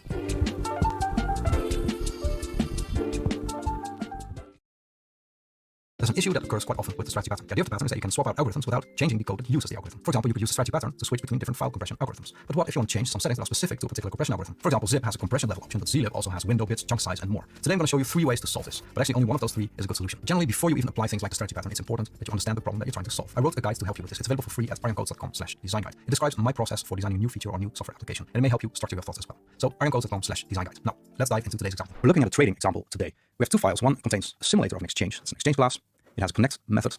It has a method for verifying that the connection was established, and then there's a couple of methods. So one is a method to get market data that returns fake price data for particular symbols like Bitcoin US dollar or Ethereum US dollar. Then we have a buy method and a sell method. So normally, of course, these fixed prices here, you would get them from an actual exchange, but this is just to keep things simple for this example, so we can run standalone. The example itself has a main method that creates the exchange, connects to it, and then creates a trading strategy and a trading bot, and then runs that bot for a particular symbol. So the way this is set up is that it uses the strategy pattern for the trading strategy. So there's a trading strategy abstract class that has a method should buy and should sell. We have an average trading strategy and we have a min-max trading strategy. The average trading strategy checks whether the current price is lower or higher than the average over the last few prices. The min-max strategy checks if a price is below or above a certain fixed value, and based on that determines whether you should buy or sell. Now, strictly speaking, this is not a strategy pattern because a strategy pattern has a class with a single strategy function. So I'm taking a bit of creative freedom here. If you really wanted to make this a classical strategy pattern, you should probably split the trading strategy into 2 abstract classes, a trading buy strategy and a trading sell strategy, and each of those would have a single method. But I don't think it makes much sense in that case. It adds a lot of extra complication, and what I'm going to explain works just as well for this example. The trading bot is not a class that gets initialize the exchange and the trading strategy, and then has a run method that for a particular symbol gets the prices, determines whether you should buy or sell, and then call the buy or sell method. What I'm using here, by the way, is dependency injection, because I'm injecting the dependencies of the trading bot on the exchange and the strategy here. And that means that the main function is responsible for creating all these things, so the exchange, the trading strategy, the trading bot, and then it patches up everything near the end, and then it runs the strategy. The issue with the example is that even though the strategy pattern helps separate concerns, there are still hard-coded parameters in each of the different strategies. The average trading strategy has a window size, for example, and the min-max trading strategy has minimum and maximum prices. And that's an issue because actually these prices, they're Bitcoin prices. If I want to change my coin to, let's say, Ethereum, then I'm going to get something really weird. Actually, let's run this example as is to just show you what it's doing at the moment. So currently this is what's happening. It's selling Bitcoin, which is a good choice. I'm giving off way too much about Bitcoin. If I change it to Ethereum, like so, it's not a problem, but actually what I would want is to be able to change these values here to something else. But unfortunately, at the moment, I can't do that easily. It would be nice if strategies would have extra options to change these values. But how do you set that up? What's the right place to do it? And that's what I'm going to look at today. So let's look at 3 possible ways of solving this issue. The first thing you could do is add keyword arguments to each of the strategy functions, and then use that to pass parameters. So let's change these strategies so that they accept extra keyword arguments. So what I'm going to do, I'm going to add here to the should buy and should sell method my keyword arguments parameter, and that's of type float, actually dictionary of float. So let's copy this to all the other should buy and should sell functions as well. So there we have it. And now what we can do is, instead of taking this number as a hard-coded value, we can get it from the keyword argument. So let's say that in the average trading strategy, we're going to have an argument called window size. So we're using get, and as a default value, we're going to get 3. And then let's put window size here. Let's do the same thing for should sell. And the min-max, we can also get these numbers from the keyword arguments. This is not really needed anymore. And let's add a max price as well. That's 3,300. Let's make sure these are floats.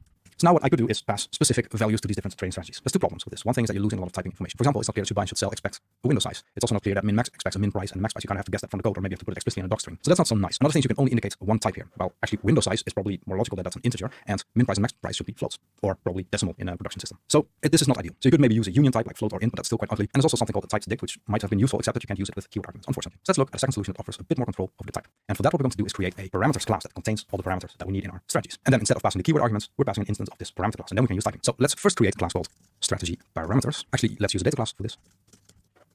And this is going to have a window size. It's going to have a min price and a max price.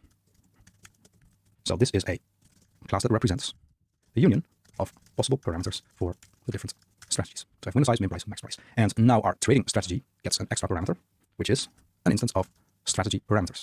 So let's copy this to all the other should buy and should sell methods. There we go. Almost there. Yes, there we go. And now what we can do is, instead of having this keyword args get, we're going to change that and then rename this to params.window size. And we can remove this from here. And let's do the same thing here. And here's the same thing. And now what we can do is add extra parameters here. For example, I could add a strategy parameters with a min price of 31,000. And I could add a max price of 34,000 or whatever, it doesn't matter. Now you see I'm able to supply these parameters to my strategy, and I have the typing that helps me establish what I'm supposed to provide. So this works, but this also has a problem. One is you now have direct coupling between all the different strategies because they share the same set of parameters. Window size belongs to the average trading strategy, min price and max price belong to the min-max trading strategy. So this is becoming a mess because every time you add an extra strategy, you're going to need to add parameters here, and strategy parameters is going to be a huge collection of all kinds of unrelated parameters. And that means that it's still not clear in the trading bots which options belong to what strategies. So that also is quite messy. I've seen a few papers that have discussed a generic abstract parameters class and then have arrays of parameter subclass instances. So you can have an int parameter subclass and bool parameter subclass, etc. It might solve this issue, but it still doesn't feel very clean to me to kind of re-implement the different basic types that are already in there in Python. So it's a pretty complicated way of solving that. And actually, it doesn't solve the bigger problem that's in this code. The overarching problem of the two solutions that I've shown you until now is that the run method in the trading bot needs to know implementation details of specific strategies to set those options. So we tried decoupling everything using the strategy pattern, but because of this, the decoupling is completely undone. So let's look at one more solution, and I think this is how you should do it. So I'll remove this strategy parameters monster from my code. There we go, and let's remove this one as well from the should buy and should sell methods, and then we're going to do this slightly differently. And what we're going to do in this solution is actually attach the parameters of options to each of the specific trading strategies themselves. So what we'll do is we have the average trading strategy, and we're going to add an initializer that allows you to set these parameters. And we can even use a data class for this to make it really simple. So the average trading strategy is going to have a window size, which is an int and has a default value of 3. And then here we don't need parameters, we can just say self.window size, and here as well. And the min-max strategy is going to have a minimum and a maximum price. I'll just copy that over from the class we have here. There we go, and now we just write self.dot and self.dot, and I can remove the strategy parameters instance here because we don't need that anymore. There we go, and now this class is not used, so I'm going to throw that away. And now we have, again, clean should buy and should sell methods. Average trading strategy has a specific parameter to that strategy and to the min-max as well. And where do you set these values? Well, we're going to do that when we create them. So I have here my min-max, and I'm going to say min price equals 31,000 and max price equals 34,000. So what's the result? Well, now we have our specific strategy. Each of them has parameters, options that are specific to that strategy. So that's where they belong. It makes the most sense. And we're setting them at a place where we already have the coupling, because this is the place where we create the actual strategy instance. So there, if we set the options there, it makes total sense because we know at this place that we're using a min-max trading strategy. And then our trading bots is again very clean because it just gets the strategy. The options are already set, so it simply runs the strategy and does what it needs to do. It doesn't need to know anything about how the strategy is implemented, what options the strategy has, etc. This also shows you the advantage of using something like a class for a strategy pattern, because a class allows you to combine data with behavior. And if you're setting options like this, that's data, that's part of an object. So a class allows you to do this kind of things. If you would use pure functions for this, just passing functions around that do particular things, then this will be much harder. So being able to combine behavior with data is one of the powers of classes. So don't be afraid to use them. So conclusion, if you want to have strategies that have different parameters or settings, set them in the initializer, because that's the place where the coupling happens. If you can't set these parameters in the initializer for some reason, you could add separate methods for getting and setting these values. But you have to watch out that you're not introducing new coupling where you shouldn't. In fact, this might be a reason to reconsider how you set up everything, because it points to a potential issue in your design. That was it for today. I hope you enjoyed this. If you did, give this video a like, subscribe to my channel. Thanks for watching, take care, and see you next week.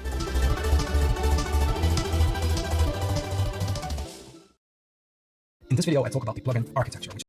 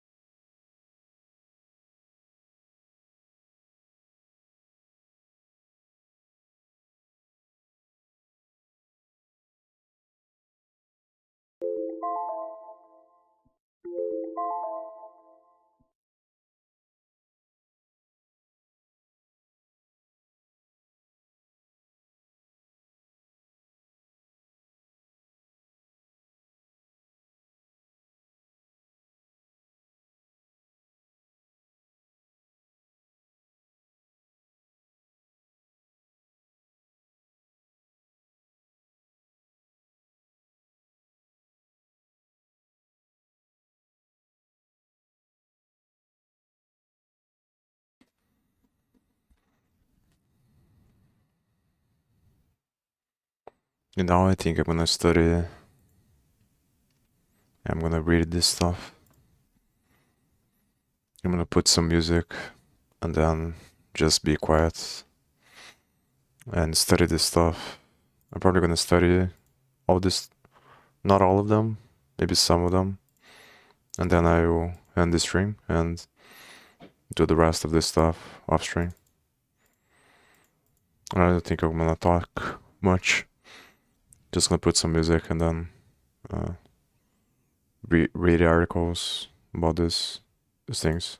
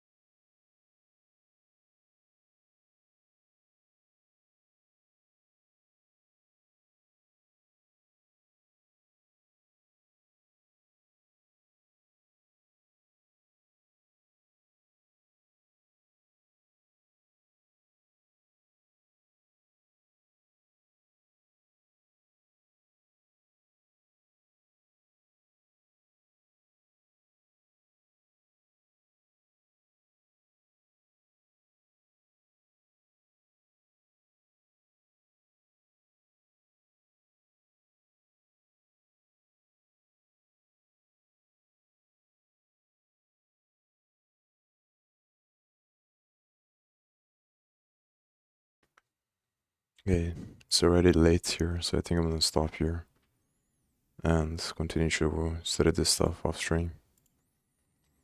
I think I might come back and stream before demo day. Just try to work on other stuff. I'm gonna finish what I was talking about. Maybe I'll do the graphs on stream and do everything else, the backend and the style of the page off stream. And then when it's time to build the graphs, I think I might stream that. And also, if I have time after that, I'm gonna study different ways to get the data, to get more data, and to associate that data with the stuff that I already have on the main page. So yeah, see you then.